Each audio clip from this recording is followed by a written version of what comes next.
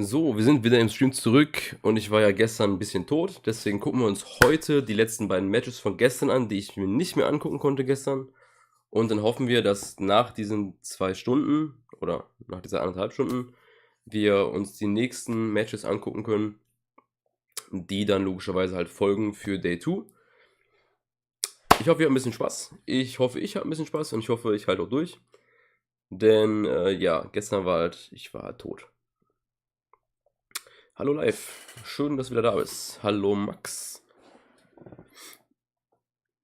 Also, ich habe so bei 9 Stunden habe ich aufgehört. Das heißt, hier müsste es ja theoretisch weitergehen, ne? Ja, gut, ist keine Frage, aber ich habe gerade den Corona-Test gemacht gehabt für Montag, um mich freitesten. Ich bin wieder Corona-frei, wie das jetzt mal sagt. Das heißt, ich kann morgen wieder arbeiten gehen. Mal gucken, ob ich heute halt hier auch durchhalten kann. Dann würde ich sagen, gehen wir mal ins Game rein.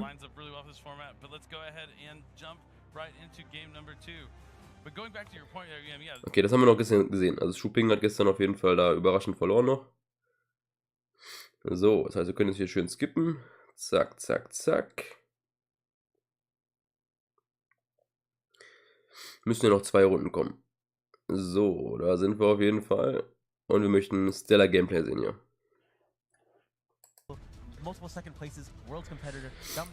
Bin vor allem mal gespannt. Ja, wildes Jersey auf jeden Fall. Bin vor allem gespannt, was für Decks wir sehen. Wir haben sehr, sehr viel Sprite gesehen. Wir haben sehr viel Tier-Elements gesehen. 6-1 stehen beiden.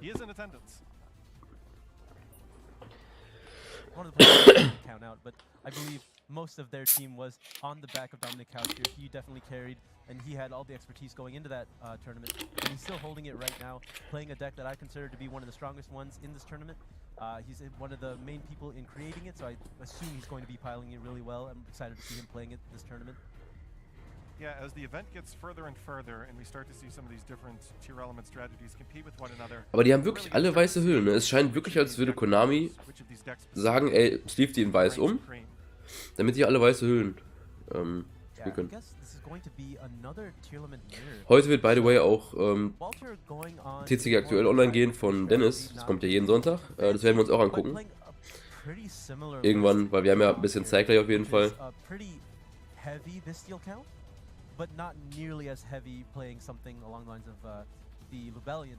So we're just going for the main actual names to get the DD Crow effect and not the additional engine of the branded beast as well. Which is arguably, to me, the most exciting bestial card, branded beast. Yeah, not even a bestial card, but it feels, I mean, it kind of is, like yeah, right? You're not really accessing it with branded cards, you are accessing it with Rebellion most of the time. But, you know, having... Ich bin einfach nur gespannt, was für Decks hier kommen werden. Mein Souvenirpreis gerade ist lächerlich, wie hoch der ist. Der ist halt nicht annähernd wert. Also maximal 30 Euro. Aber ich denke mal, wir werden nach dem Wochenende auch einen Preisdrop sehen. I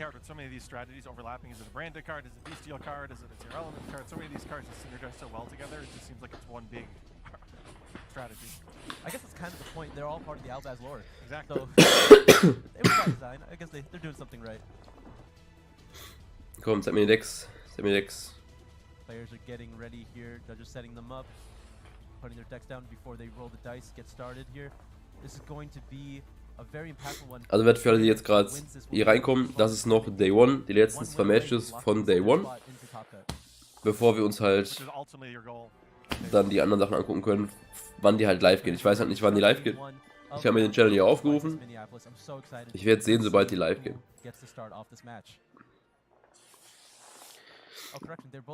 9. 10. Nice. Beide spielen bis hier Tier-Elements, ne? Es ist halt krass, wie viele Leute in Amerika Tier-Elements gespielt haben, obwohl halt dieser Call mit den Bestials halt irgendwie schwachsinnig ist, weil die ja sich komplett auskontern, aber es scheint für die gut gelaufen zu sein. Echt, die steigt gerade? Just that little added punch of having the destruction effect makes every single tier effect resolving that much scarier. You feel like you're behind if you're trying to compete in this matchup without one. But there is a haveness here, and we've seen how painful this card can be. Let's see just how much Ja, he hit 52. I like Wild. how Dom just folds his hands. Oh, ready to Hafnis see what happens. und Nil Yeah, you 2. have to just deal with the results accordingly. But it's just Okay, one halfness. crazy. That the Cartesia will likely be, actually all three of those cards will probably do something. The High Spirits and the Cartesia will go back to the hand for Walter's turn, as long as this halfness does resolve. But Dom could have a bestial monster of his own in this situation. That could be one of the ways he could counter it. Which is surprising because we know he's playing a variety of them. He doesn't have one here. Countert er nicht, okay. Das heißt, die Resolved, holt einen Kid Colors. Kid Colors in dem Fall wird jetzt halt einen Rhino Heart suchen, wenn er noch keine auf Hand hat. Almost 1/4 of their deck. Ja, für eine Ultra Rare aus dem Hauptset ist das definitiv zu teuer. Probably not. What's the worst that can happen, right? You know, just a couple more mills, just 5 more cards sent to the graveyard. You might just hit nothing.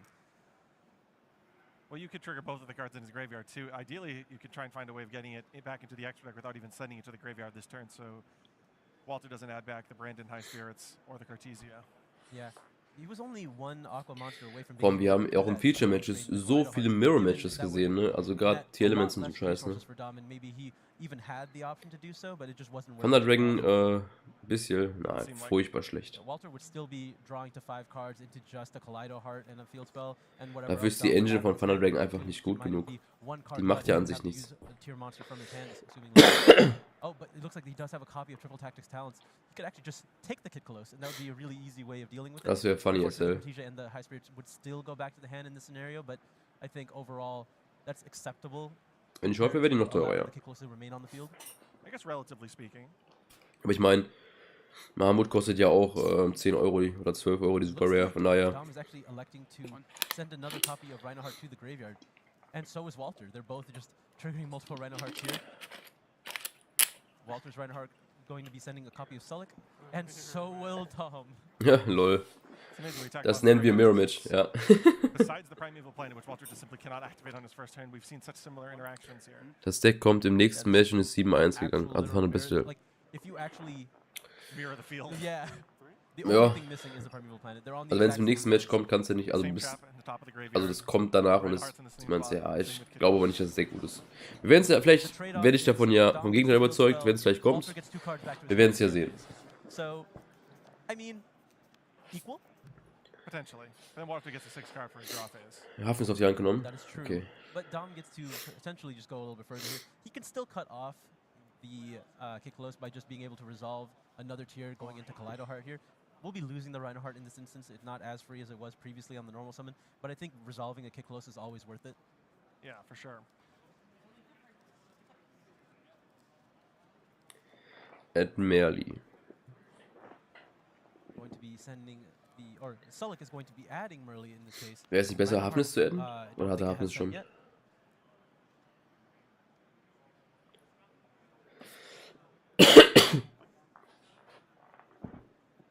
Oh, Rhino Heart already activated, of course. Yeah. In for Dom. Now Walter's using Sheeran here. What do you think you'd go for? Do you think it's worth it for him to go into a Rule Close in this instance? It's interesting putting that on the field on your opponent's first turn. It is a powerful interruption. Yeah, basically blocks off any macht Kaleido Heart. Das Problem ist halt, hier Dominik hat halt Technics in der Hand und das könnte jetzt halt extrem kritisch werden. Yeah, I think those are really the two options. Being able to summon the big tier fusions on turn 0 is probably one of the most ignorant parts of this strategy. The ones that where it truly starts to feel unfair. And it's all because of that one halfness effect. Ja, das ist funniger. Take Kaleido. Alright, there is the Triple Tactics talent. Going to be able to take the Kaleido Heart.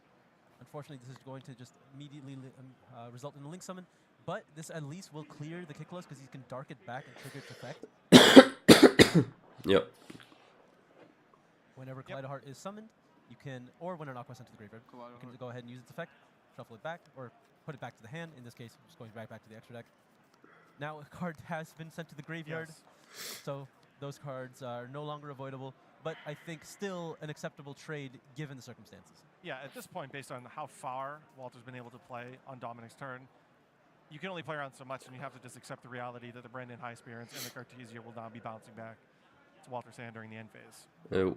Now, there is a copy of Merly in Dom's hand, which, I mean, he's already normal summon, so he's not going to get a lot of value out of that, but he could just go... Aber warum hat er denn trotzdem nicht Hafnis genommen? Es war doch irgendwie klar, dass da jetzt dann Kaleido kommt. Unfortunately, he would have to use both Merlys in this case, or at least Geht another jetzt tier auf monster 11. from hand Auf to be able to Sprint. trigger this Merly. And I don't even know what he's really trying to go for, because another Kid Close doesn't get you that far, unless he has multiple names. So it does look like what he's going into. Sprint hits the field. You definitely don't want to leave the Kaleido Heart on the field just in case Walter has a way of removing it himself. Then he's going to be able to trigger the Kaleido Heart in his graveyard. So you want to get it off the field as soon as you can. These players prioritizing some of the intricacies of the mirror match.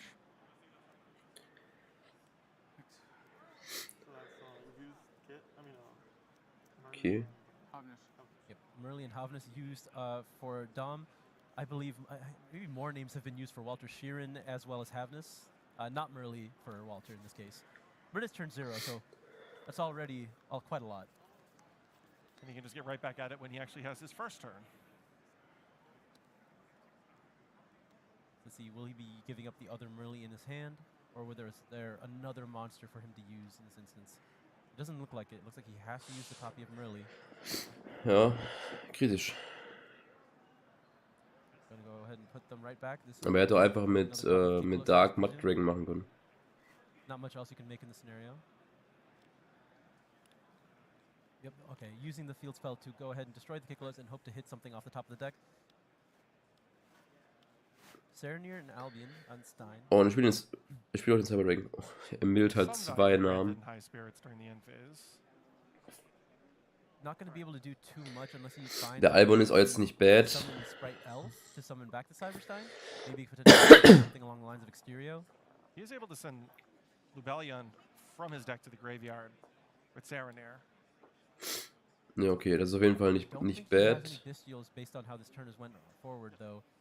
But he could actually, yeah, he's going to use the effect of Albion to actually special summon himself. Wow, Ja. this is an effect you very rarely see. Das ist ziemlich But if you're gut. going to play this strategy, you absolutely need to know this particular situation. Wann das Stream losgeht?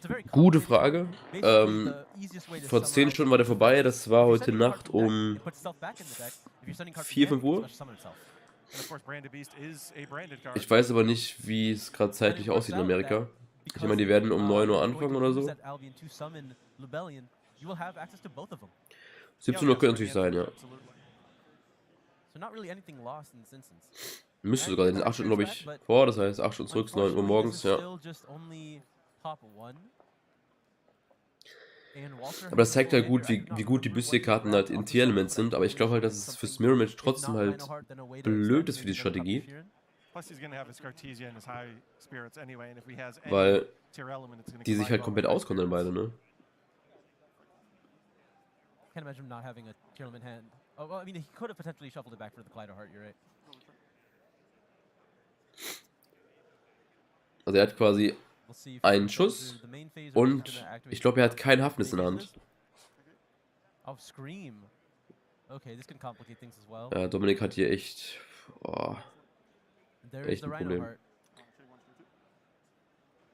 This is the combination of cards we've seen so much this tournament so far. ja. A lot of high roll potential. And look, Oh, there's the Havness. da ist die So now Hafnis. you're potentially accessing 2 fusion monsters here. Unfortunately, that Kaleido Heart will not be able to be used for any kind of fusion material because it cannot be fused with. So really difficult to recycle. But it is one really fantastic monster to be summoned back off the effect of Kikolos. Oh yes, absolutely. That's a fantastic interaction. You're not able to recycle Kaleido Heart like you would typically be able to some of the other fusions, but with this particular interaction, you will be able to. It'd be really exciting to see. We were talking about their Cartesia interaction with Kitkilos. Imagine that. That also. Also für alle, die jetzt neu hier sind, das ist noch Day 1. That'd be such a mess of a turn. Wir gucken uns die letzten beiden Matches an. Wie ich gerade gehört habe, geht um 17 Uhr das Stream los für Day 2. Also die letzten beiden Runden plus Top Cut. I think he does have all of those cards. He has the Kaleido Heart in the graveyard, which is probably the most difficult thing to get in that combination of cards. Yeah, so now he can just use the kit to search. Really anything. Aber er scheint noch einen Feedspell auf der Hand zu haben, der ihm nichts bringt. Er hat noch einen Schuss. Going to have to try to shuffle back the Rebellion, which will, of course, immediately trigger the Branded Beast, but there's not many good targets on the field, are there? No, not really. I don't really want to destroy any of these. If I had to rank them, maybe right, but even that. Oh, das ist nicht so clever. I mean, yeah, I think it's better than anything else you can do. But when Kaleido's already here as well. Okay, just removing it now, so try to 5. mitigate the damage. Obviously, it's still going to do quite a lot. Trifft Merli, Trap und And Sharon. Ahadi did. That's the 2 other names as well as the Sulik. Ja, Just und plenty da enough time gibt to er auf, ja. Move Okay. on now to game 2. Yeah, he was kind of living on a prayer. for Wie that findest du one. das Deckthema Labyrinth? Hab mir alles in Collectors Rare geholt, hab Angst, dass es nicht That is gut the risk you wird. take when you use Branded Beast on a Kid Ich Colossus. glaube auch nicht, dass das Deck gut That ist. definitely Es a ist desperation kein play, schlechtes hoping that Trap-Deck. there's 5 Aber ich sehe für das blank Deck on top of keinen opponent's Platz deck, im which is Format. definitely not the case right there. Yeah, Aber es ist the ein one Deck, was thing that funktioniert. really Das feels ist like to win immer the viel wert, wenn du role eine Deckstrategie hast, die an in sich the tournament funktioniert. here, this is what's gonna happen. I know, right? Dominic wins, you get a confidence boost, right? You get to open your turn, establish your field. Das Schöne ist, weil wir jetzt ja hier drin sind, können wir ja quasi skippen zu dem, nach dem Seiten. Das ist halt And geil. then being able to summon Lubellion off of it is worth it enough for the decklist that they're trying to create here. Also Dominik In Gewinner worst case first. scenario, you can just discard the Bestial Lubellion if you don't happen to have access to a Bestial otherwise. Müssen wir gerade überlegen, es Right. sind I also mean, 11 open Lubellion, Runden that's even better, right? 'Cause that bis zum automatically Top gives you everything 32 you Card. want. Das You wanna heißt, hit a mit dark 9-0 square, ist man you auf can jeden Fall select schon it. safe im But Top Card. Das ist schon mal when viel you're just, wert. randomly accessing it, Und extending mit, your graveyard with all the other Telements effects, you wanna be able to put it on your field. Weil It's dann not spielen wir nachher something easy to 9-2. do Mit if you 9-2 don't bist du already safe im have Top Bestial. Card. The only Nach 11 other way to Runden. do it in this deck, 'cause there's no Bei fusion denen that geht's halt actually so does ziemlich um that, alles, ne? is going into the Albion like we saw. But it looks like the players are ready to go into game 2. Let's see how Dom makes it out of this one. Is he going to choose to go first again? I think he is, but after that last previous game, he might be thinking So, meine about just Freunde how noch kurz recently unterscheiden. that went Test against hier. him. I think this is one of those matchups that is going to be determined by how many Bestial monsters you have. It looks like Dom opened up a copy of Lubellion this hand, so that's already a much stronger start. And a Pot of Desire is Walter's favorite card. Uff. That's been a common trend where the opponent has been using the favorite card of the other player. Indeed.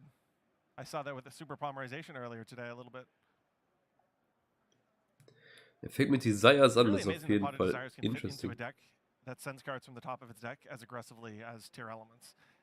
Yeah, I was skeptical when they showed me this list and they had the 2 desires in it, but I understand where they're coming from. Sometimes drawing 2 is just more important than anything else. And when you're playing the Bestial monsters, right, just having more of them in hand, like the difference between seeing 1 and seeing 2 is so significant. Yeah, it feels like 1 is never quite enough.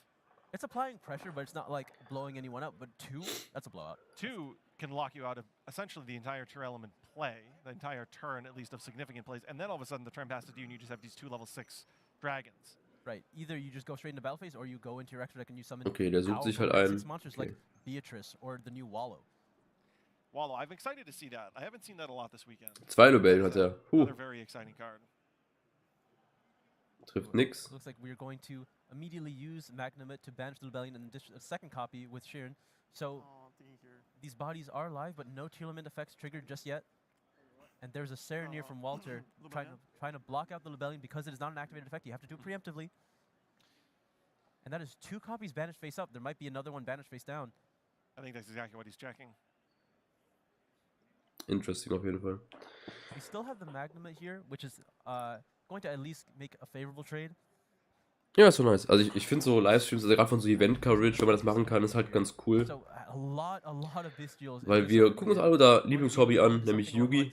Und wir sehen in der Regel ja auch gute Plays. Ne, oder halt neuen Decks mit neuen Karten. Gerade nach dem neuen Set ist sowas immer super interessant. More of a finisher, or at least if your opponent has some really cool cards in their graveyard, you might be able to take maybe a copy of Eradicator, maybe just Okay, like das macht sogar Sinn. Dann send irgendeinen Namen. In this instance, when you're just trying to get set up, I think Beatrice makes the most sense. Beatrice is fantastic because you'll get utility on your turn, and then potentially again on the opponent's turn as well. Looks like we're going for a copy of Tillman Sulik, going to get another monster to hand. Und er sendet einen auf den Grave. Ich glaube, das macht er auch noch, oder? And then High Spirits Und was dann sent to the graveyard by the effect of Serenir that was detached. Yep, another great interaction. Interesting. Oh, looks like there's actually an additional copy of Magnum in Dom's hand as well. We were talking earlier about how many Bestials is necessary to really put a dent into the opponent's strategy. Well, he has 3 of them. He opened 4 of them. Like, Oh, if you count Lubellion too, yeah. I feel like you have to. Lubellion Yeah. just searched another one most of the time. Yeah. And then Ja, he's wobei going to manchmal be zu erklären, able was to passiert, pass echt turn at the schwierig ist. minimum with Was manchmal Magnum selber in nicht it, klar as ist, well was sie so as treiben. bestial monster that he's going to be able to search with the Magnet that he summoned. Like Then, going to be a copy of Druisworm. Unfortunately, no Brandon can pay off with it unless there's another copy of Rebellion sent to the graveyard at some point this turn. Also, sie hatten gestern auch irgendwie, dass man die Spieler gehört hat. Das kann man jetzt irgendwie nicht hören. That's fair. I didn't see one when he looked at his banish pile, but it's sometimes difficult to tell. Yeah, I mean, maybe he's lucky and there's still one in there, but even then, there's not a dragon on the field right now, and I don't think he wants to commit to one. Kitkelos. But Mit 5. we are going for the Kitkelos, and it's going to be Ghost Warner. Ghost Warner is a card that has shifted in popularity. Dann Has geht... always been pretty good, though, against Kitkelos, and it's interesting to see that as an interruption here. Ja, dann geht halt der Add-Effekt nicht durch. I think he still wants to set up something along the lines of a Beast Dweller because he knows the matchup it can be. Maybe when it's just a straight Bestial mirror match, if he knows that Walter is on as many Bestials as he is, then the Beast Dweller is less strong because it's not likely to survive the field, and it's not going to be cutting off that much. But he is just. Mein Dweller ist trotzdem stark. Resolving Magnamut. That's really interesting. I can imagine Dominic summoning that Kitkelos and being a bit surprised that it was actually met with a Ghost Warner. Yeah, opting to not take any of that effect damage, turning into anything else this turn. Now, there is still a lot of options because that Beatrice, proving to be one of the strongest Exceed monsters ever, still has its effect to be able to trigger on its opponent's turn, going able to... Actually has the entire array of fusions. Oh, startet mit Instant Fusion, Digga. You also have access to Mud Dragon, you have access to Draco's Tapelia, literally anything you want. The full toolbox. Speaking of a toolbox, of not quite all of them, but Instant Fusion feels like just one of the best cards in the tier elements. Yeah, Instant Fusion definitely feels like cheating when you're able to resolve it, because it's just, you're cutting out the middleman of having to actually use a name to go for the Kitkelos, which means you're just able to activate so many more effects that turn. Und addet sich die Spell. This allows you to put that fourth fusion on the field during the turn. Right. This layer of flexibility that you don't normally have. It gives you, I feel like it's one of the higher win rate cards in the deck. That's what I was thinking. The second hit the field, you could almost just imagine your win rate going up maybe 5% every time that you get to early on like this. Now the question is, how many responses does Dom have for this Kitkelos? Because that is one of the scariest things that could happen. Ja, wollte einfach die Field-Spammer schön Now reinhauen. he has 2 of the Bestials in his hand, but a lot more than 2 effects can be triggered when you're sending the top 5 cards of your deck to the graveyard. And what's really amazing about Instant Fusion in this situation is it's the perfect counter to the Bestials in the hand. Ja, das ist natürlich mit dem bisschen jetzt ein bisschen schade. Instant Fusion and of course Cyberstein, as we saw in this deck list earlier, those are key parts of playing around those Bestial monsters. Now we see Scream, as well as the Perler Rhino hinted in the hand earlier, that is going to make this Kitkelos a huge threat. And Aber hat ein bisschen auf jeden Fall in der Hand. I think he's waited as long as he possibly can on this interaction. Hat kein bisschen in der Hand, okay. Does he have another tier monster in graveyard? Oh, nope, he's just going to Kit. Go for 2 here. Is that another copy of Kitkelos? Kit Erdaffnis. I imagine so. Maybe Kitkelos is going to send another copy of Rhinoheart here. Glaube ich nicht. Ich glaube, addet sich jetzt hier Hafnis. Oh, no, Er sendet Merli. Okay. To Draco's Tapelia potentially? Wird ja Sinn machen, ne? Entweder Kaleido hat oder Draco. Ja. Either that or he's going for Rule Close. Rule Close can also negate the effect of Kitkelos, but he will still get the okay. effect to send to the grave, I believe. Because of the destruction effect. Another Mourner. Oh, Mourner ist die beste Karte im Game, Digga. Not exactly what he was hoping for, and now the field spell is going to be activated. Walter has the ability to bei Bird, aber es hält von der Albion Engine. Ich habe ich nicht ausprobiert. Hört sich auf jeden Fall wild an.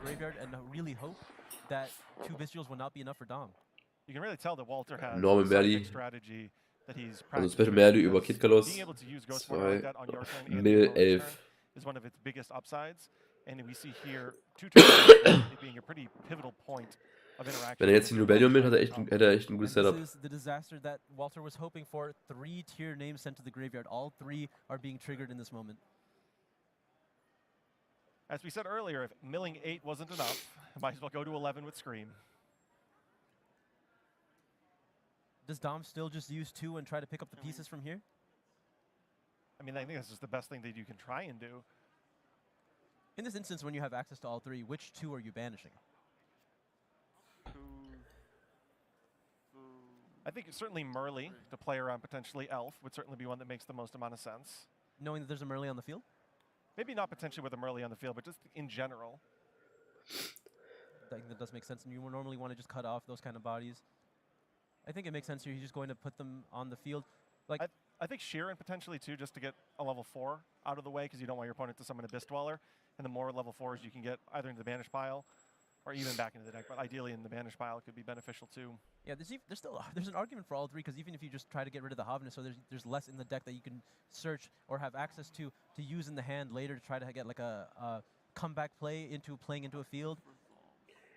It's crazy how strong the argument is that there's merit to banishing all of them in this situation. With the Merle on the field, the fact that you can go into Elf and just get it back into the graveyard. Oh, das ist schwer zu sagen. Salmangeld ist halt im aktuellen Format einfach nicht gut. Selbst wenn du mit der Combo auf Heatsoul plus Dweller endest, ist das trotzdem nicht gut, weil du kommst in der Regel gar nicht so weit. So now Walter down to his last tournament effect, having to use the Havness here. Ja, ich gucke gerade Tag 1, Dennis. Das ist noch die letzten beiden Matches in Tag 1. Aber wir warten noch, dass Tag 2 startet. Danke, Friesmann, für das Abo. Denn wir warten noch, dass hier... Ah, Day 2, crazy. Also sie starten auf jeden Fall gleich mit Day 2, das ist nice. Also wir werden auf jeden Fall noch hier zu Ende gucken. Und dann, sobald die halt das erste Match zeigen, gehen wir halt rüber.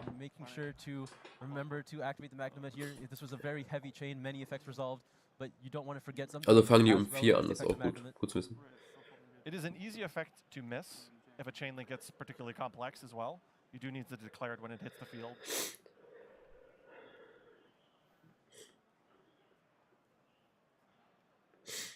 Aber auch, dass er Winter Cherries im Side-Deck spielt, ist auch sehr, sehr wild. I understand why Dom was going for the rule close earlier, though. It makes sense if you're able to negate all three with 2 Bestials and the rule close. So that's probably the strategy he was trying to go for.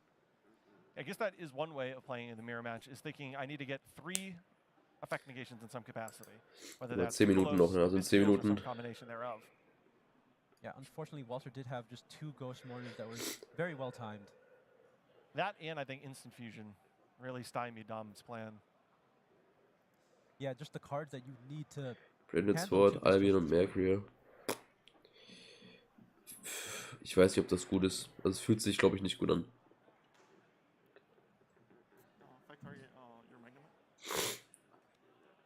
Magnamut.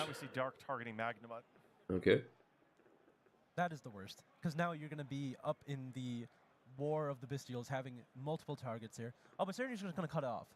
Yeah, we knew he had, but this is a way of forcing out the Bestials that just protects you from a tier element. Rückerlos, okay. Being banished. And this is also going to be met with Rukolos anyway.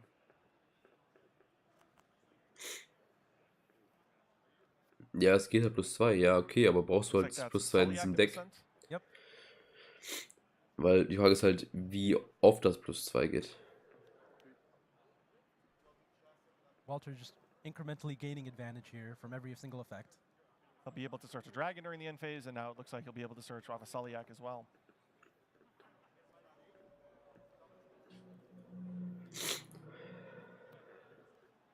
Serenair sends Branded Beast to the graveyard. Rukolos does destroy. However, Serenair triggers its effect regardless of how it is sent to the graveyards, even if it comes from hand, from field, from being detached, from being milled.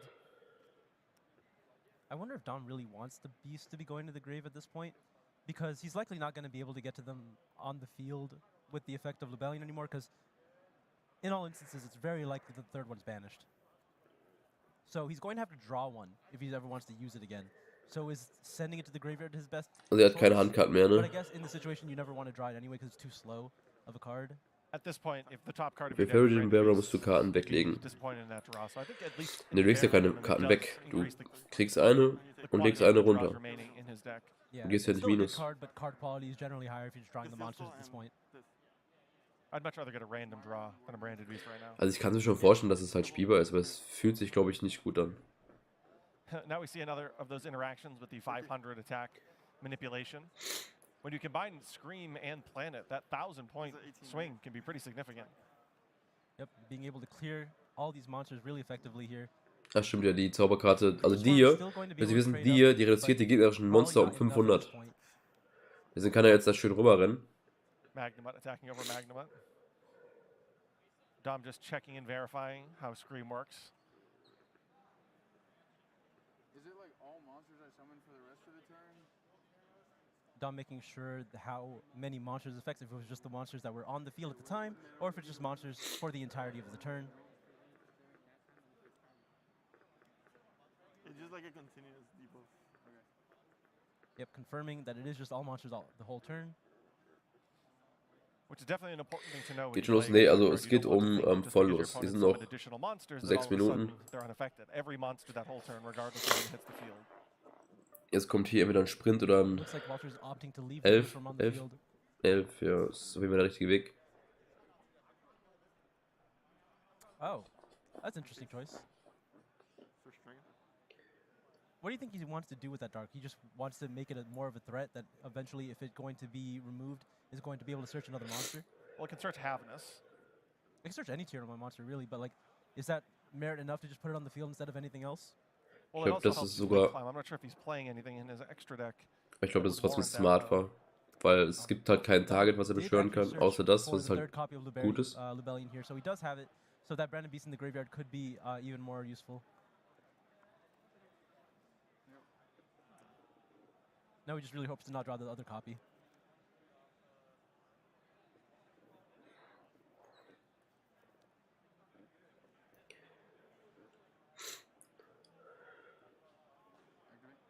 It looks like he drew another copy of High Spirits, though, which is equally as bad. You want that on the opening turn, and there's huge diminishing returns every turn that passes, because it's a good chance that you've already used your Rukalos, and at that point, it's one of the worst draws in your deck.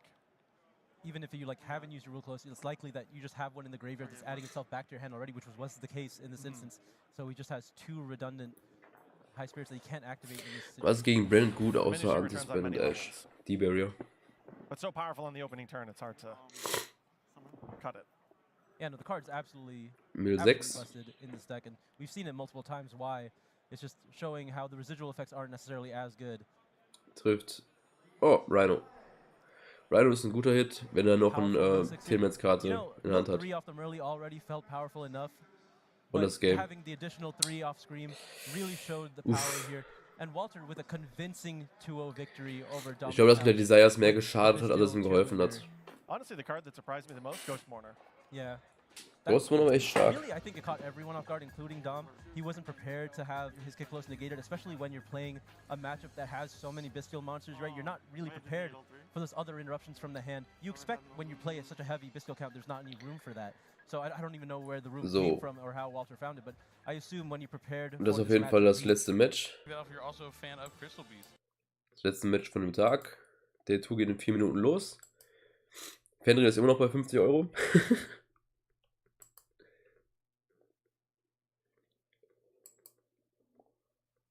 Magna Hut kostet immer noch 10 Euro, die Super Rare aus dem Hauptset.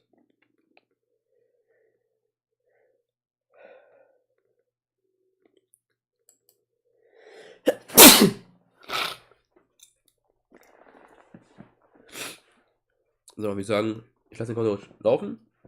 Bin gleich wieder da.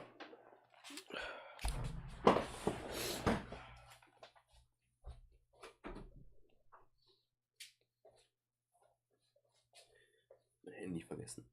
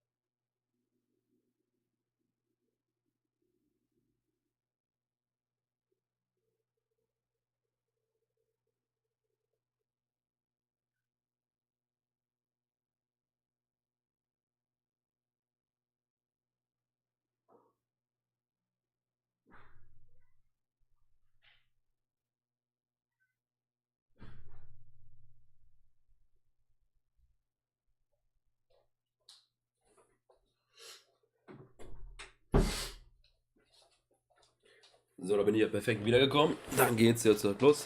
Ach, danke Leute. Oder musst du einfach raus. Manchmal ist es echt spannend. So, Access Code Talker.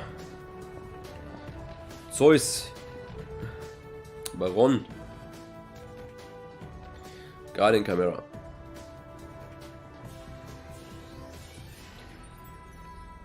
Geiles Intro auf jeden Fall. Muss man fairerweise mal sagen. Hello and welcome everyone to day 2 of YCS Minneapolis and the beautiful downtown Minneapolis, and we're here at the convention center ready for another day of some exciting Yesterday was so much fun and now we are back. The players are ready. We cut to the top 128 before we're going to have 2 more rounds of Swiss and then cut to the top 32. Our players are getting ready for this 10th round. Okay, die haben zu Top 128 gecuttet. Crazy. Already lined up listening to the morning announcements. It's just been exciting, the buzz. No one really knows what's going to come out on top. Is it going to be the tier element deck? Is it going to be Sprite? Both the decks are well represented here this weekend. I'm Billy Brake, and it's been so exciting. I'm so glad you're here to join me here this weekend. But I couldn't do it without 2 of my favorite friends and duelists. I'm here with Joe and Asala. Thanks, Billy. And yeah, it's been a really crazy weekend. So many upsets, so many surprises that I just did not see coming. I've had so many crazy games watched so far, and I can't wait to see what happens here in day 2. I think the story of the weekend has really been that Darkwing Blast has really lived up to the hype. You see so many strategies incorporate some of these new cards. Also gerade die ganzen Bestial und die ganzen neuen Branded-Karten, ja. It has been an exciting one. I'm really excited to see what's going to win here in day number 2. But for those who kind of missed out what the tournament breakdown is, Asala, can you break down the tournament structure for us? Jo, das ist interessant. Absolutely. So in day 1, we had the 9 Swiss rounds, 45 minutes, best 2 of 3. This will continue for day 2. There's 2 more Swiss rounds to be played, still 45 minutes, still best 2 of 3. Then we cut to Dann top 55 Top Minuten. 32 and top 16 will still be those 45 minutes, but top 8 and top 4 is 55 minutes, final 65 minutes, still best 2 out of 3. Ja, das ist So richtig a krass. few rounds left for this 10% of the players in the tournament remaining. How do you feel about it? What are they playing for? Well, there's a variety of great prizes here at the YCS. First, of course, there's the Ultra Ja. Yugioh Championship Series prize card, another Burst Dragon. Hier. There's the Yugioh Championship Series Nintendo Switch. YCS branded Premium Messenger Bag. Oh, ein Download-Code für Duelist. Link Evolution. Oh. Yu-Gi-Oh! Legacy of the Duelist Link Evolution Download Code. Yu-Gi-Oh! Rush Duel Dawn of the Battle Royale Download Code. Und natürlich halt Worlds Invite. At the next World Championship Qualifier Tournament. And finally, the Yu-Gi-Oh! Championship Series Top. Ach, kein Worlds Invite. Nein, ich bin dumm. Für die Qualifier. That's right. This is what everyone is here for. Die Trophäe ist halt schon nice, ne? YCS trophy is beautiful. You see the Die YCS prize card there, another Verse Dragon etched into die the ist schon, beautiful trophy. Die ist schon schön. All our duelists are really excited. I can't wait to see who's going to walk away with the title. We'll be back shortly. We're our round 10 feature match, so make sure you stick around and we'll have awesome dueling action to come. See you soon. Okay, also bis sie jetzt hier das Runde 10 Feature Match machen, gucken wir uns auch einmal das Feature Match hier Runde 9 an. Ich hoffe, dass sich das quasi nicht überschneidet. 40 Minuten. Wir werden es sehen. Schreibt mir einfach in den Chat, wenn es hier losgeht. Damit wir halt gegebenenfalls abbrechen We have können. another player here from across the pond. Ricardo also fan of the Beast strategy, but just more of a Coach King Beast Tamer guy himself. Also beide stehen 7-1. Mir wird schon gespoilert, einer spielt ja Thunder Dragon Bestial. Both these players are sitting with a 7-1 record. Definitely going into day 2 with X1 feels a lot better, because if you win one round, the first round, you probably feel a better, because if you finish X2, you have a decent chance of making the top cut. But if you lose this round, you got to win both the rounds still remaining in the morning, so that's a lot more pressure to go to sleep with. Yeah, X1 is definitely the cushion you want. Obviously not as good as being undefeated and being locked in, but X1 still a solid cushion. You never complain about it. X2, you are fighting for your life as soon as you wake up. Exactly. Maybe put you a little more focused mindset, but definitely something both these players definitely want to win this round desperately. Now, Hallo, Paxter. Euer Aubertin is going to be using something cool. He's using this Thunder Steel Danger deck, which is really interesting. I think there's TR elements as well, potentially. No, maybe not. It's more so just like a Thunder Dragon Link deck. I'm really, really interested to see what he's going to be doing here. I mean, with a 7-1 record, that's already proven. Like, it's definitely doing what he came here to do. And on the other side, Ricardo is playing a TR element deck, but with a definitely different options than we've seen in the previous TR element decks that have been here before. It's definitely still relying on those BCL cards and something like maybe a point of interaction in the hand that we haven't seen from other players, at least in the main deck. So it's definitely going to be an exciting one. I really don't know how this matchup's going to play out. And like I said, a lot on the line. Fatigue is setting in. Maybe a little bit of nerves to being able to still like, special summon those Thunder Dragons. Let's go. Field, maybe tribute them off the field to bring back something like the Beastal Wenn ich das Video ein bisschen lauter machen kann. See how the cards interact well here. Theoretisch schon, aber ich will eigentlich gar nicht, dass die Kommentatoren so viel quatschen. Also, dass man die gar nicht so laut hört. Denn wir machen hier unsere eigenen Entscheidungen hier und kommentieren unser eigenes Game hier. Yeah, maybe also more of a curious strategy, getting like the additional thunder, you know, type as well. Oh, that's true. Yeah, you have the different types for curious as well. Yeah. I'm really excited to see. We kind of like saw. I saw it was like something with Thunder Dragons, and I'm like, and he's doing this well. We have to see it. So let's go ahead and jump into it. It's game number 1 of our final round of Swiss here at day 1 of YCS Minneapolis. Let's go. And we see Beasteel Thunder Dragon up against Beasteel Teal. Aber es scheint nicht so, als würden die weiße Hüllen bekommen für die Feature-Matches. Denn die haben hier andere Hüllen. Okay. Also waren die ganzen weißen Hüllen einfach nur, dass sie das einfach wollten.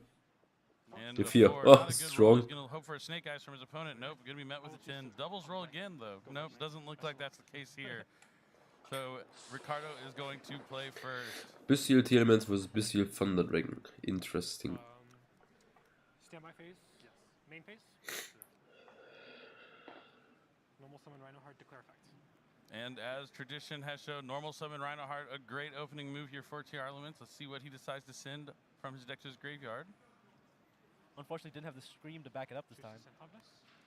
Goes for TR Elements Hobness. I'd like to respond with Pistol Deuce Swarm. All right, since he has a monster on the field, his Beasteel becomes a quick effect. He's going to be able to banish the Havness, so he will not be able to fusion summon, and that's going to be Druid Swarm. This is the interaction we've been seeing all weekend. Yep. Yeah, the Beasteel card. Oh, that's enough. Not a good hand from Ricardo. Probably the least amount of plays we've seen from a TR Element like on a turn 1 so far. But we can't count him out. Er denkt sich auch, what the fuck, ey. True. But we do see a Battery Man Solar. That's going to put Thunder Dragon Roar in the graveyard.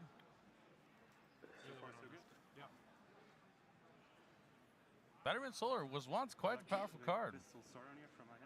Still, you know, being strong here. It looks like he's going to banish his Thunder Dragon Roar to special summon Beasteel Saronir. Now he's going to be able to trigger his Thunder Dragon Roar's effect. Ash. Summon, and it's going to be met by an Ash Blossom and Joyous Fiend from Ricardo.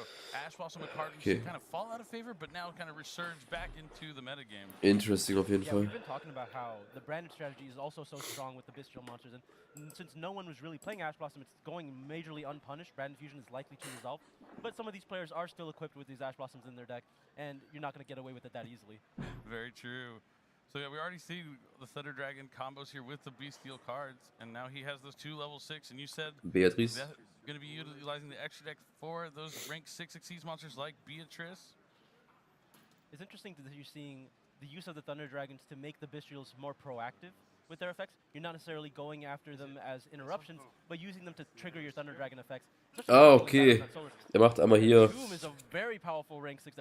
King of a Tomb. Den hab ich auch hier liegen. Wo Spielzug. Du kannst ein Material abhängen. Spezialbeschwör ein Drachenmonster von deinem Deck. Give it stat 0/0. Definitely a classic card. The Saronir as well will be able to use its effect to put the Libellion on the field, or rather in the graveyard. You can send the monster that you summon off the Atum though to use it. It looks like he's going for Brotar. This is really reminiscent of old Thunder Dragon Oh, days. He's crazy. will sich einen Thunder Dragon Card suchen. Omni Dragon Brotar. He's going to target itself, discard a card from his hand to add a dragon. It looks like Oder halt ein Lichtmonster. So that he could add a copy of Libellion instead. Oh, okay. Crazy. Ja, funktioniert. Which is interesting because Saronir had the option to send a Libellion anyway, but I think he just wants to add another Bestial to his hand. Also die spielen auf jeden Fall schon. The first time. So you might as well add another one. Definitely. Yeah, I'm surprised he didn't even send down like a branded spell or trap or something with Saronir. But goes ahead and grabs Beasteel Magnamut with the Beasteel Libellion. Since he adds his hand, discarded Libellion, adds any Beasteel, and now that Libellion's in the graveyard, he'll be able to tribute a dragon to summon it back. Likely just going to be trying to special summon the Magnamut as early as possible. On reveal in hand. Chain Druid Swarm. Yep, he's going to trade the Bestials here. Saronir with the Magnamut? Yeah, I'll chain target Saronir. This makes a lot of sense, cutting off the Magnamut here. The monster does have to be banished for the Magnamut to be summoned. So you're cutting off that summon and potentially putting him one behind. Yeah, this is what you're going to see in these Beasteel mirror matches. You have to like play your Beasteals to try and be, you mentioned one behind, always be ahead of your opponent, have more dragons, more Beasteel monsters, so you can cut them off from summoning from your hand. Unfortunately, David did have Magnumit though. That is still the best one. Going to be something that Ricardo has to deal with. But hand was not strong enough to deal with it on the previous turn. He's going to have to draw something really powerful to get out of it. But that's something that Tier is pretty good at, I want to say, when it has like a large hand. Yeah, even if you just draw some way to Allure, get away to mill okay. or something. But it looks like another copy of Allure of Darkness is going to be coming down from David's hand. Allure Darkness results. All right, let's see what we draw. That's a Nessie. And is that a Chaos Emperor Dragon? Of Armageddon? Yeah. I think it might be. Opting to get rid of the Magnumit here. I feel like that's one of the best cards, so let's see if it was worth it. Yeah, he might be focusing on just winning the game right here. And Melody of the Awakening Dragon, he's going to Discard Nessie. So he'll be able to add 2 monsters with the Blue Eyes White Dragon stats. Can I concede? And it looks like that's enough. Ricardo didn't Okay. have a good turn 1. Definitely knows that David's going to be able to put enough Interesting. damage on the board. And David takes an easy game. Also das scheint auf jeden Fall zu funktionieren. Crazy, crazy. And Batteryman Solar, like just really fantastic. Just being able to put that Thunder Dragon in the graveyard, turn you talked about it, just being proactive with your Bestial cards instead of using defensively. Let's go. That also reminds me of like the old school Yu-Gi-Oh! Like a lot of people all played like the same kind of deck. We all had Stratos, Destiny Draw, those kind of cards on our deck, but it would be like the tech cards that we added in to like get that edge to really find a way to win. And you know, you could kind of full circle. That's kind of still how it's going, you know, to this day. Yeah, a lot of things don't change. It's just like the complexity of it, but the core of the game has stayed the same overall this time, if people agree or not. Like it's just. It is, yeah. There's a lot. I mean, that's why a lot of older players can like see kind of some things that maybe newer players haven't, because there are some similar comparisons for sure.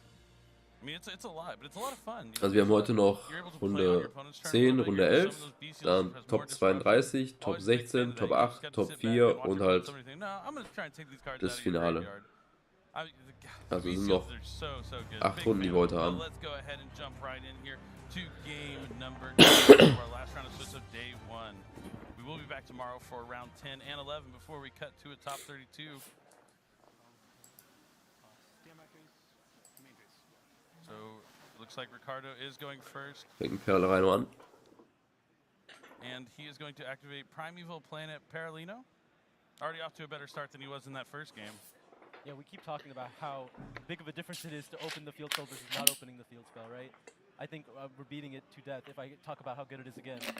Aber trotzdem dann Normal Summon reinmacht. Left-handed. So he's going to have, you know, the field looks like it's slipped, but you know, it's okay when you're left-handed. It makes a lot more sense. And it looks like he has to commit that Rhino Heart to the field. So now since he has a monster, David will be able to use the quick effect of Magnumit to banish. And Magnumit is the one you want to summon during your opponent's turn. Before you even get to start your turn, you get to take any dragon from your deck and add it to your hand. Really, really powerful. You know, there is like we kind of been talking about this amongst the players. Tactics. The order of Crazy. when you would be using the specific.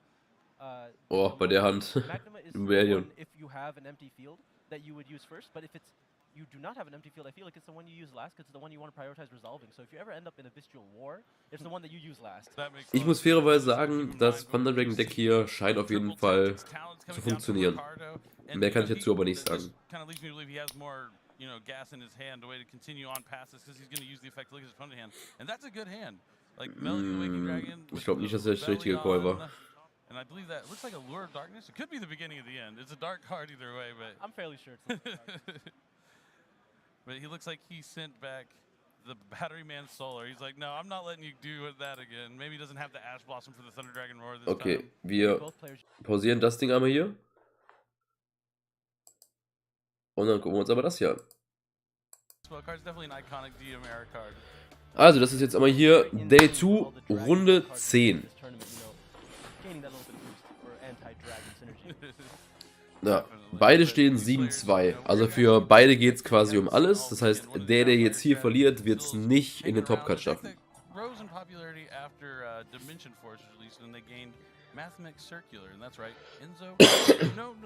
Also werden wir heute Mathmax sehen, das ist natürlich auch interessant.